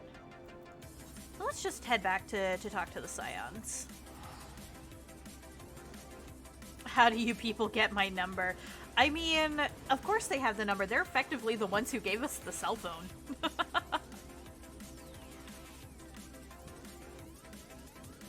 Like, Minfilia is the one who gave us the link pearl, specifically so that she could call us when she needs us.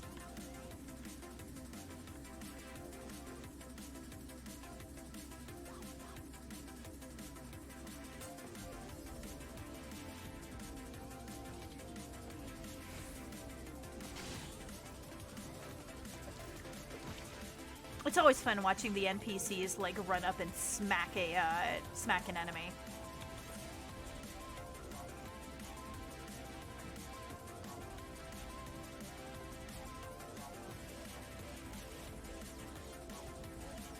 And if you're wondering why I'm leaving so many of the other quests untaken, I'm saving most of those for when it's time to level up other classes. Because there are a few other classes that do start at level 1, and I want to make sure that I have plenty of low-level quests available to be able to grind those up to a, to where they need to be later. Because quests are definitely the better way of getting experience points, compared to just like fighting things and grinding against enemies. So if I can, I'd like to make sure that I have some of those around. EXP fodder is what we call them. Yeah, basically. Just easy EXP grabs. Yeah, that's basically what I'm keeping them around for, is because I will need them later. I don't need them right now because I am leveling up as more or less as I need to through the story. So I'm not too concerned about it. And then once we're able to take on a lot of those quests, then level up those classes, then we'll also be able to get to classes that don't start at level 1.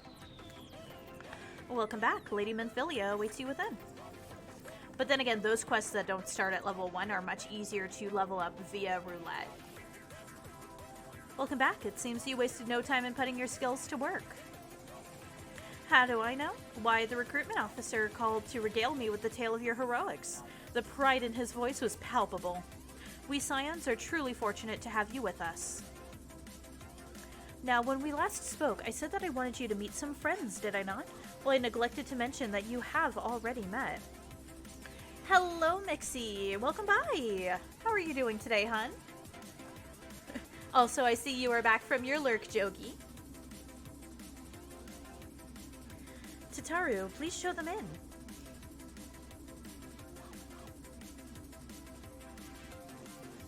This way, sirs. Hey, Biggs and Wedge. Thanks again for getting us out of that mess. We owe you our lives. But I don't think we've properly introduced ourselves. I'm Biggs. And I'm... Godsman, spit it out, will you? Wedge, at your service. You're doing great, hun. How about yourself? I am doing quite well. I unfortunately had to start stream a little bit later than I had wanted to because I slept through my alarm today.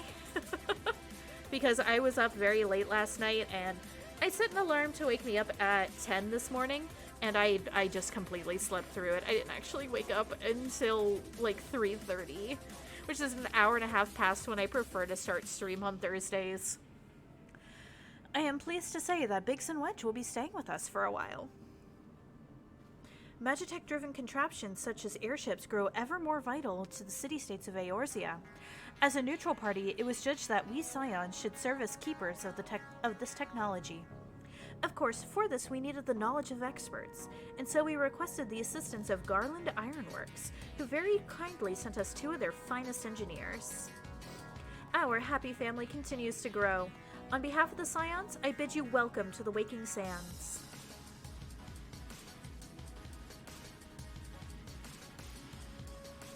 Like every soul here, I love Eorzea, and I count myself blessed to have been given this chance to stand with you all and fight for the future of the realm.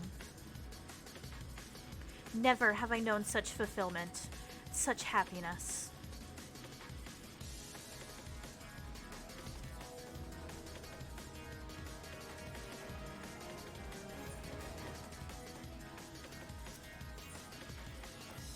Oh, lovely. We have to deal with the sylphs. Oh. And my model freaked out. That's lovely. Could you not? Come on. Please fix yourself. No? Okay.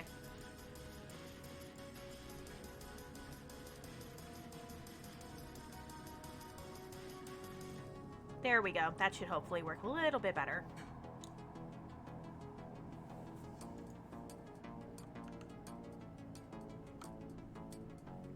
Oh.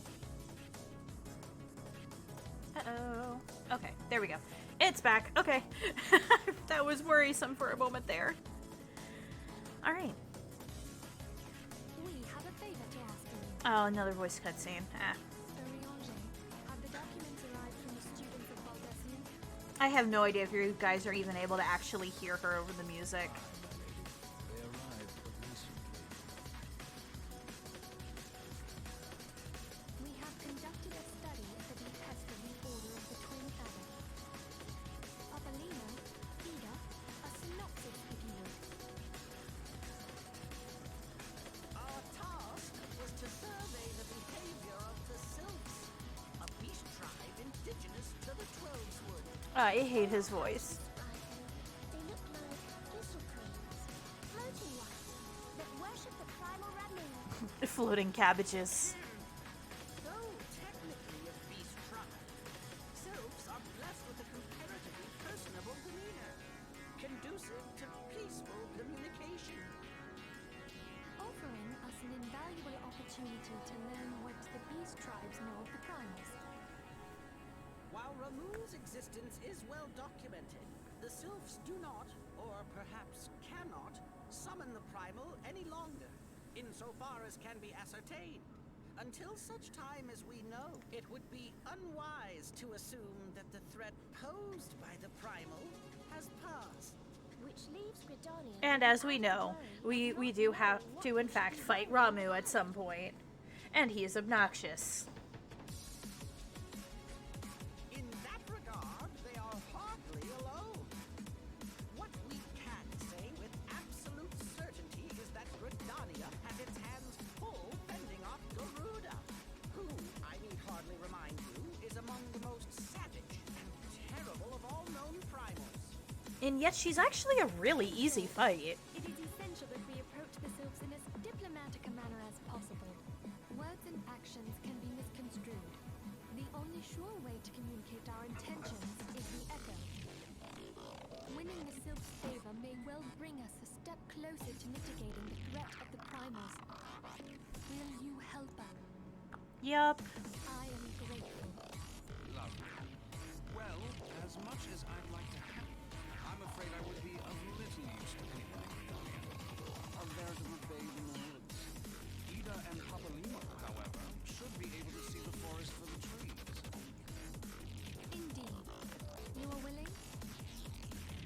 Yeah, but unfortunately we have to deal with these pair, which are, like, actually my least favorite amongst the Scions.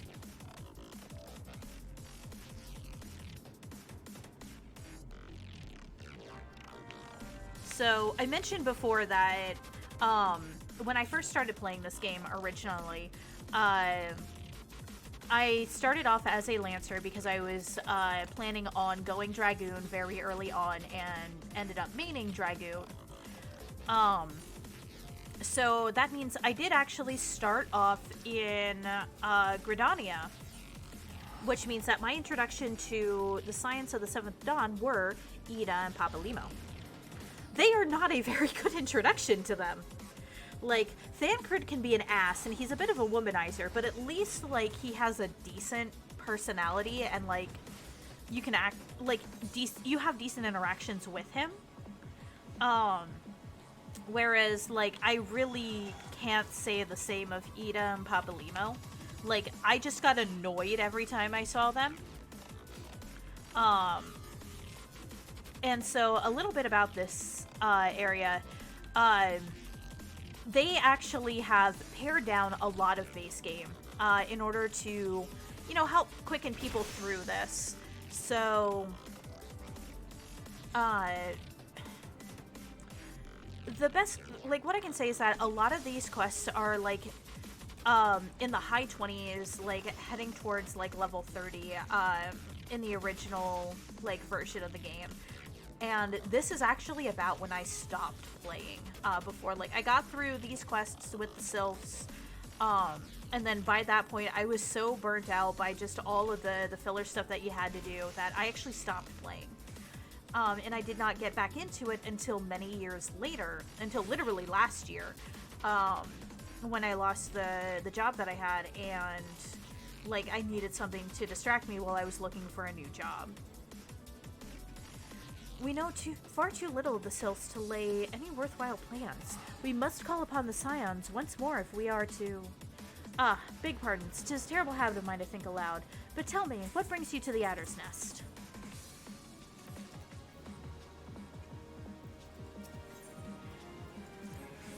But yeah, so, like, I really don't like this set of quests, and they leave a bad taste in my mouth, to be completely honest with you.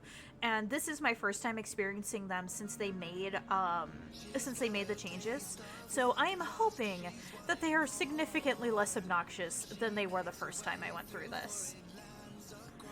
Hail, adventurer! I bid you welcome to the Adder's Nest. Do you seek to entwine your destiny with the Twin Adder? No, I do not. Good evening, Commander. Sorry to disappoint you, but other business brings us here today. I am not feeling this song right now. Go away. Ida and Papalimo, always a pleasure to see the two of you. My men will tell you the quest in the name of... My men tell me you quest in the name of the Scions of late. I cannot fucking English. Quite so, Commander. Little Bird told us that the Twin Adder was in need of our adventuring prowess. Aye, your little bird sings true. No doubt you've heard that we are investigating the Sylphs, that curious beast tribe that calls the depths of the 12's Wood home. The Sylphs are, for the most part, a peaceable bunch, much to the delight of the Elder Seedseer, who has no desire to see her people embroiled in yet another fruitless war. The Twin Adder is of the same mind, and 'tis precisely for this reason that the Sylphs' relation to the Primal Ramu has raised a flag of warning amongst our ranks. Friendly as they may appear, beastmen will be beastmen. Should there be even a sliver of a chance that the summoning of the Primal might disturb the balance between Gridania and the Sylphic tribes, it is a possibility we cannot ignore. Better be safe than sorry, indeed. Do we strike at Ramu, or leave the Sylphs to their own ways? That is the question, yet I find myself lacking ample knowledge to arrive at an answer. Opinions abound within Gridania, but to listen to one's own is among the greatest mistakes a commander can make. I would hear from the other side, the Sylphs themselves, and seek an impartial party to serve as my liaison. This is where you Scions come in. Liaison. English. The Sylphs of Little Solace remain untempered, and I have many a productive dialogue with our people. I would hear their candid thoughts on their tempered brethren. That said, I urge you to exercise due caution. Sylphic tradition and etiquette bear little resemblance to our own. It would not do to have any cross-cultural faux pas get in the way of a productive parley. En route to Little Solace, you will come upon the Hawthorne Hut. Our officer stationed there can enlighten you as to how to win the Sylph's favor. May your expedition be a worthwhile one. Friendly palaver with the Sylphs. This should be a pleasant enough diversion. The Hawthorne Hut wasn't, why I believe the ferry departing the West Shore Pier should take us straight there. A friendly palaver indeed. I hope this will be as straightforward as you say, Papalimo.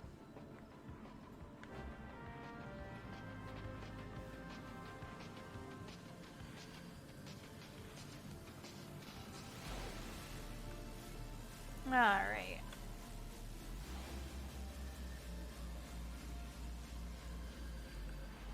So, where are we heading? Lancers Guild. It'll be quicker if I just take the Ethernet.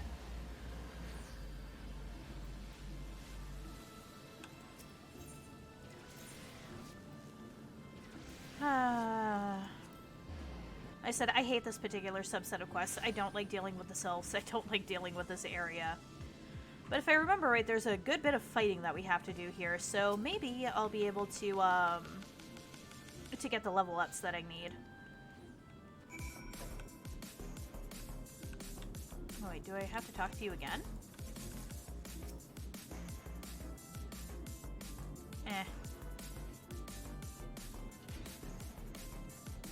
Ferry skipper.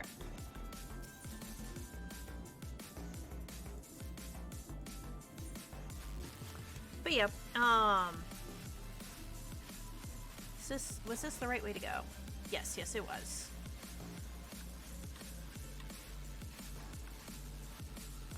And then, like I said, what I really, really want to be able to do is be able to hit level 30 and get the Black Mage Job Stone.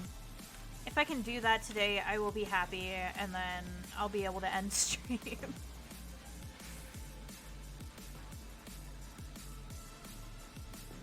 Because I'm already halfway to level 28, so hopefully it won't be too much to be able to do that.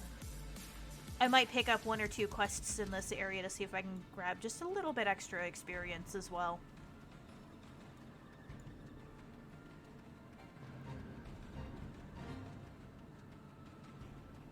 Yeah, that's a low level fate. It's not really worth for me to get embroiled in.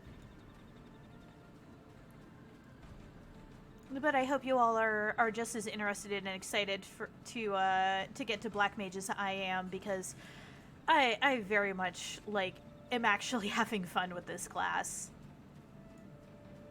It is very, very different from what I'm used to playing melee DPS the way that I do. So playing ranged like this is very new. Oh, I love that mount.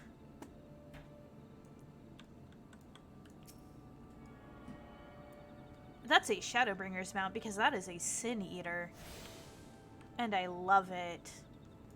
Some of the Sin Eaters from Shadowbringers just look so cool.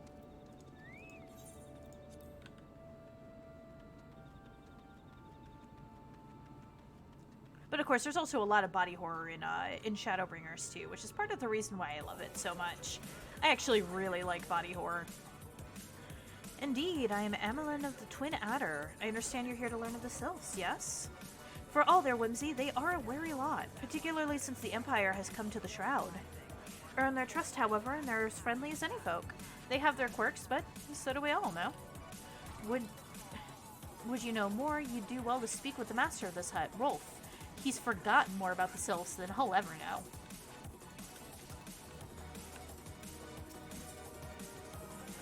Come to learn a thing or two about the Sylphs, have you?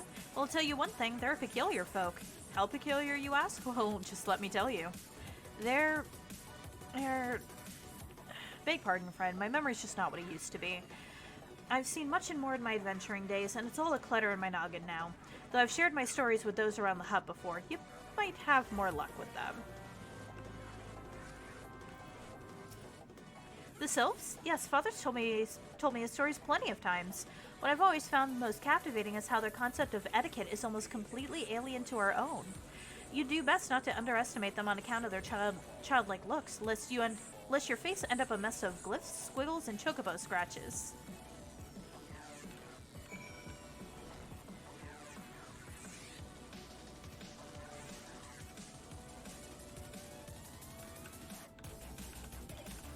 Yeah, the sylphs in general just tend to pull a lot from stories of the fair folk or fairies, in reality.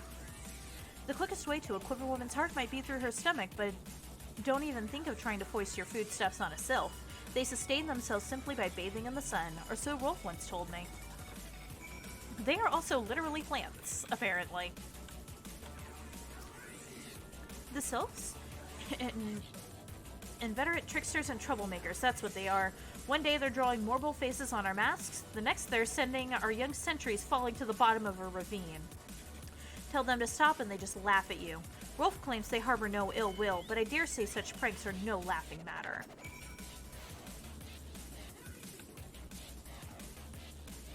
I mean, to be fair though, like, sending recruits to the bottom of a ravine, that does sound like, this is one of those, like, this kills people sorts of deals. Oh, of course. Hearing your stories, well, my stories, has brought the memories flooding back to me. I feel like dancing. Yes, nothing brings people together quite like a little toe tapping. A sylph told me long ago that dancing is a time-honored greeting among their kind. You do well to remember this. It just may help win the favor of our forest friends.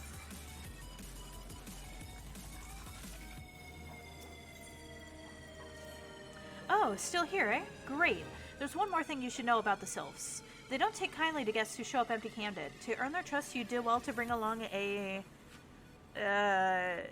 what was it again? And my wife Rosa and I were just speaking of the matter not days ago. Forgive me, friend. Speak to Rosa at the comb. Her memory should prove more reliable than my own. Now I have to run all the way back. Why?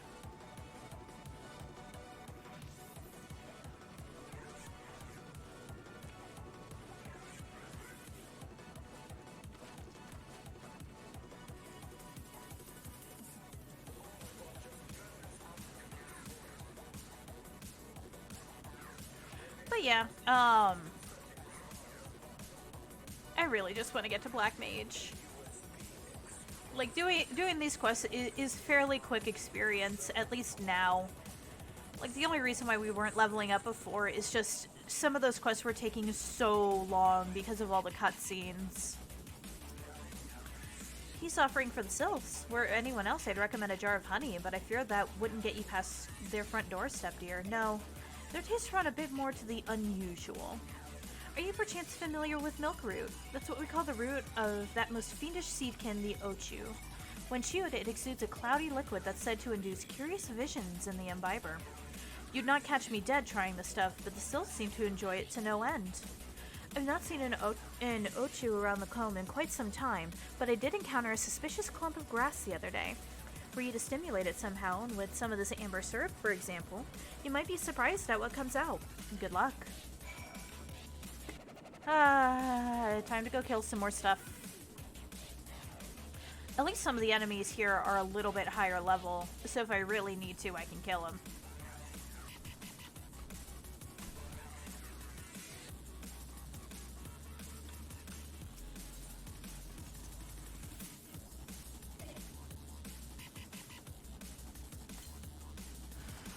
There we go.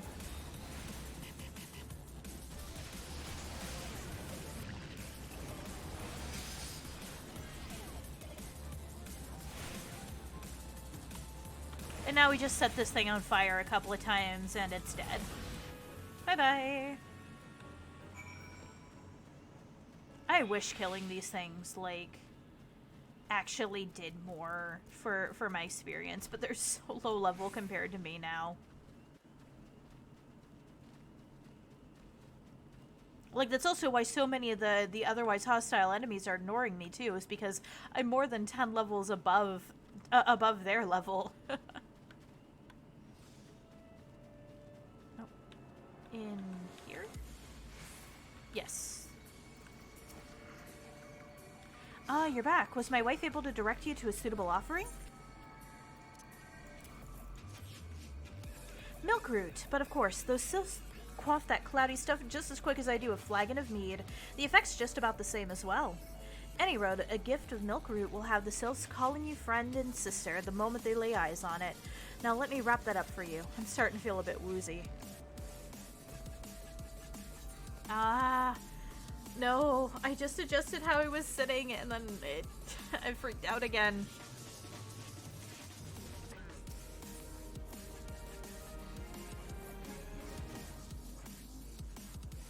I've taken the liberty of wrapping your milk root well and good. This should keep it nice and fresh, not to mention spare you from that god-awful stench.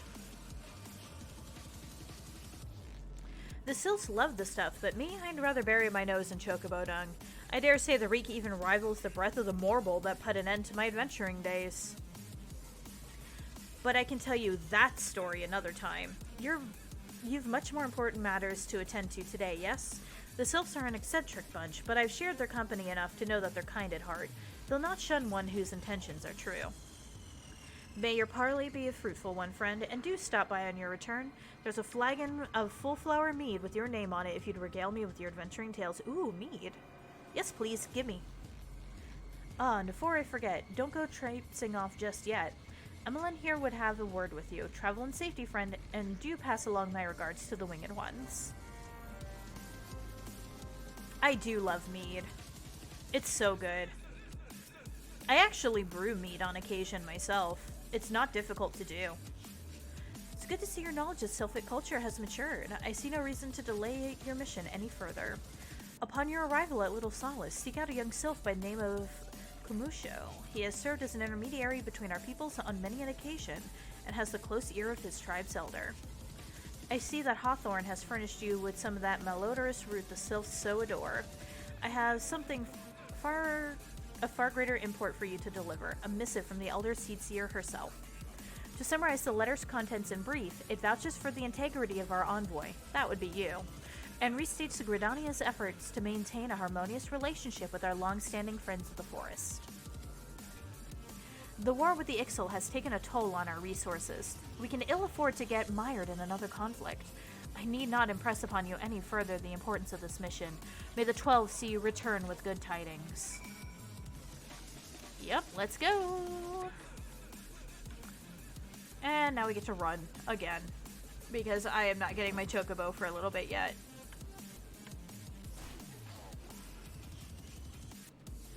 I'll probably do that off stream later tonight, because that's literally just doing a couple of really boring quests in order to get the seals needed.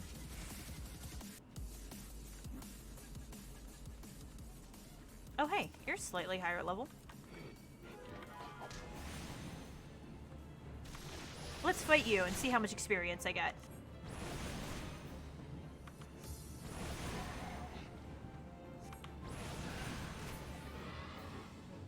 Not much. Damn it. Yeah, see, this is why I don't fight monsters for experience. It's just not worth it. Oh, this music. I hate this music. Not what's actually playing through Pretzel Rocks, but the music in-game. Walking One is not familiar to this one. This one does not trust strange walking ones. Strange dancing ones might be a different story, but this one expects no such thing. Walking One should go home and leave this one be.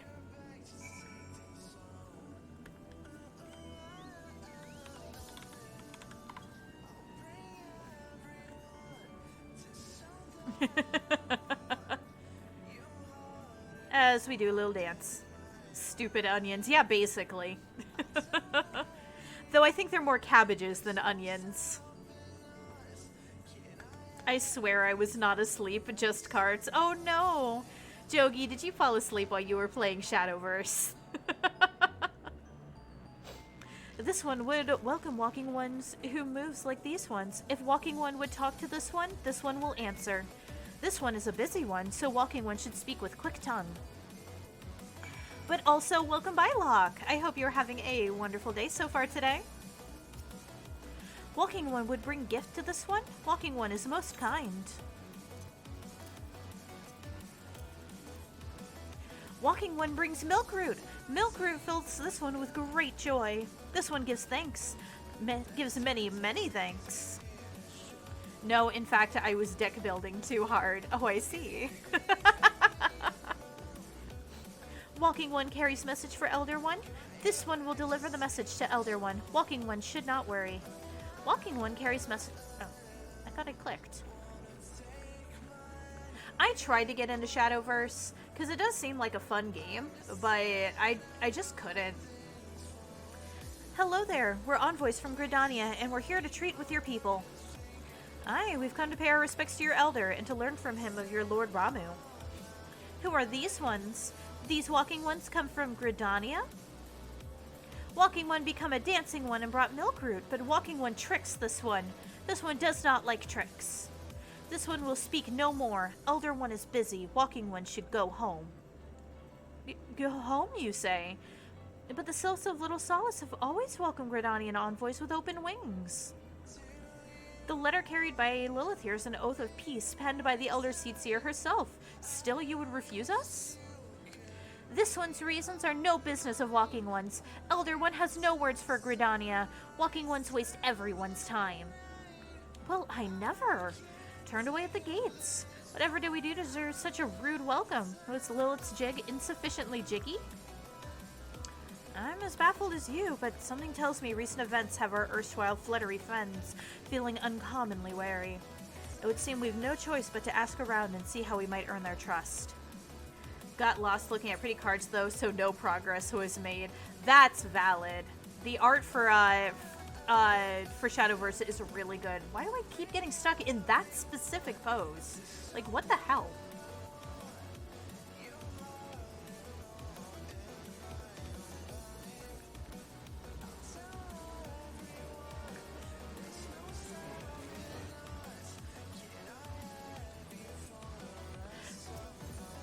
Ida has a notion of how one might earn the Sylph's trust. But yeah, no, the art in Shadowverse is really, really good. Like, 100%. Say, are you in the mood for dancing? That's right, dancing. You went through all the trouble to learn the Sylph's traditional greeting, but you've greeted hardly any of them. Why, if I were a Sylph, I'd be beside myself with delight to see an adventurer expressing an interest in my culture. Me? Of course I'd be happy to join. Ow, ow! There go those bloody leg cramps of mine acting up again. God damn it, Ida.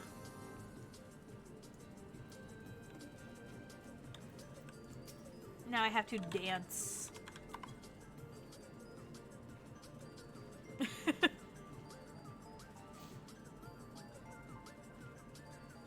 I love the different racial dances. Some of them are actually really good.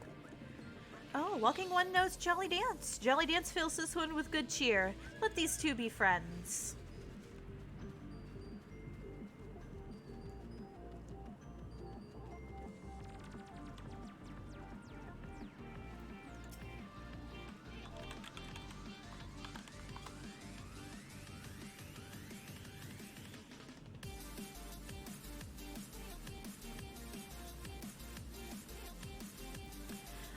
Walking One is friend to these ones. Friendly like gracious elder one of Forest City.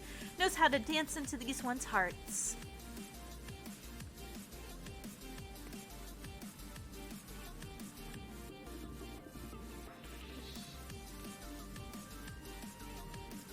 Oh man! Fat Chocobo! Fat Chocobo with the, with Dragoon armor. Very nice. Oh.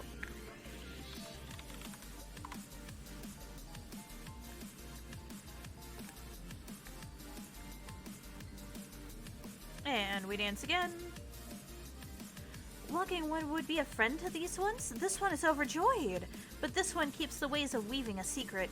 Even if Walking One learned the secret, Walking One could not weave in the same way. I mean, that's fine. I don't care. I literally just want to be done with this area. I don't like dealing with the onions. Would you like to hear the good news or the better news? The good news is that your lovely dancing has brought smiles and high spirits to all of Little Solace. The better news? Why, I've thoroughly recovered from those accursed leg cramps. Onwards to the next adventure. Fuck you, Ida. Level 28. Trait acquired. Thundercloud. Lilith, as an adventurer, you're no stranger to helping distressed folk, I'd wager. Tales of good deeds are quick to spread. The adventurer who comes to the aid of the local populace can go from stranger to hero overnight. No doubt you see what I'm getting at. The sylphs who make their home in Little Solace do so after having been driven from their woodland home. Surely they've had their fair share of troubles. Seek out troubled sylphs and see what might be done to ease their worries. A sound plan, wouldn't you say? That said, the sylphs are not known to share their worries with outsiders. You'd be better off inquiring with Hur Imedia of the Gradanians who reside here. She is most likely to be privy to the sylphs' troubles. I mean, to be fair, some of the sylphs here do actually have quest markers, but... Praise be to the elementals. I cannot express how happy I am to see an adventurer with a truly gentle heart. The sylphs of Little Solace are sorely in need of aid. Pray, hear me out. Time to cook the onions. Sauté the onions! Being a temporary settlement, Little Solace wants for amenities, not least a stout set of defenses. Consequently, beasts from realms around are free to wander in and terrorize the hapless residents. Disease, gorlins, and gallgnats roam these parts are especially troublesome, but slaying one of each should serve as a warning to the rest. Furthermore, perhaps you could gather 3 brownie bushes as well. They play an important role in sylphic culture. I do not claim to know the details, and what with such feral beasts prowling the forest, they are not easily come by. When you are done with the deeds, seek out Kamuksho. He is slow to warm to outsiders, but your good intentions will not be lost on him. My own experience speaks to this. We are not going to get to cook the onions, but we get to cook some things that that would like to eat the onions. So that's easy enough. Come here.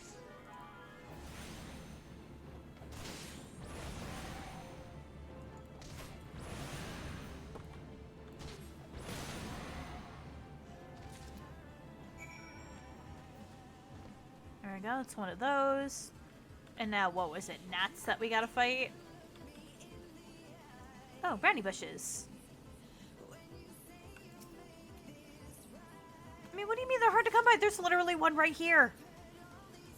The fuck?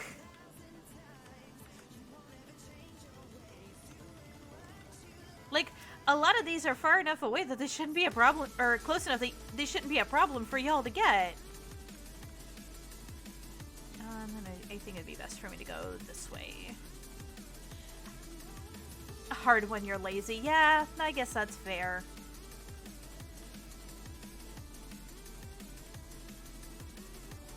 Watchtower.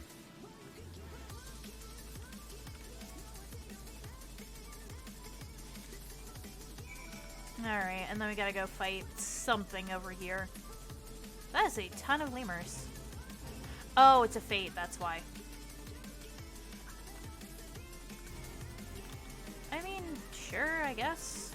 I mean, it's a fate, so... Let's see if I can do anything with this.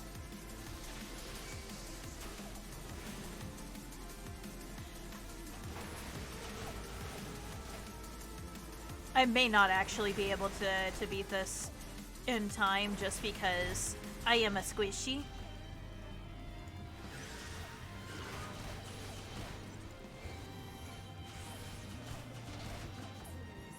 Yeah, I don't think I'll be able to. Yep, and down I go.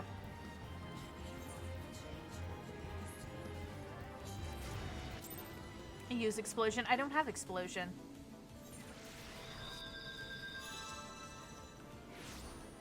I mean, if I did, I'd be more than happy to, but I do not have explosion.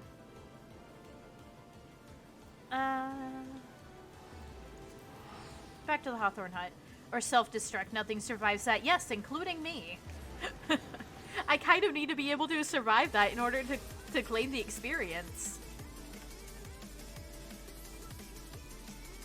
But oh well, it was worth a shot. I'm just too squishy to be able to do those fates on my own. Semantics. That's not semantics. Like, I literally still need to be alive in order to collect the experience.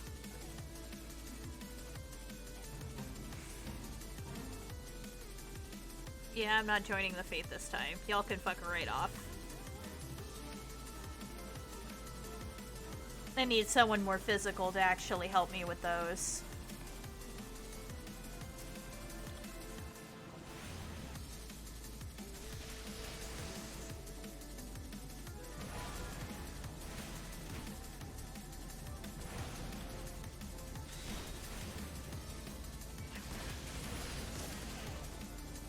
There we go.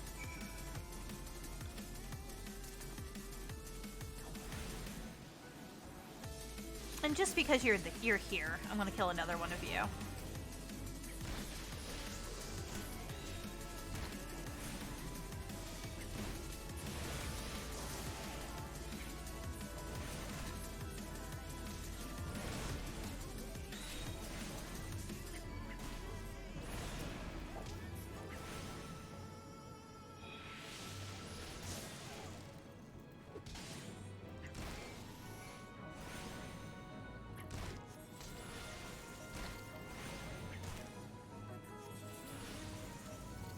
Alright, there we go. Now I can go turn that back in, see how much experience that nets me. Hopefully a fair bit.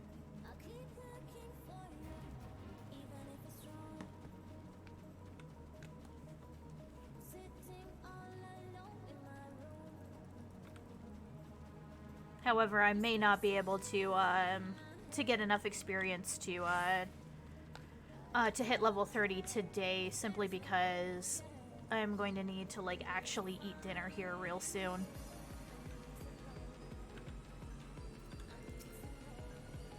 Dancing One is still here? Dancing One can dance all day. This one's trust is not so easily earned. How about brownie bushes? Dancing One brings brownie bushes for this one? This one can dye thread once more. This one is pleased. Dancing One kills Bitey Buzzy One. This one hates Bitey Buzzy Ones. Dancing One is kind. Too kind. Many walking ones come to these ones' abodes, but few are friendly like Dancing One. Perhaps this one was wrong not to trust Dancing One after all. Yeah. I will have to pick this back up tomorrow, because it's going, like, it's probably going to take me another hour or so to level up to where I need to be. So, sorry, but we will be getting Black Mage next time. But thank you all so very much for joining me while we worked on progression. And I think I am... Oh, Muddy's live. I think I am going to send you all over to my friend Muddy, because he is currently playing Control, and I think you all would enjoy seeing that, because that's actually a really cool game.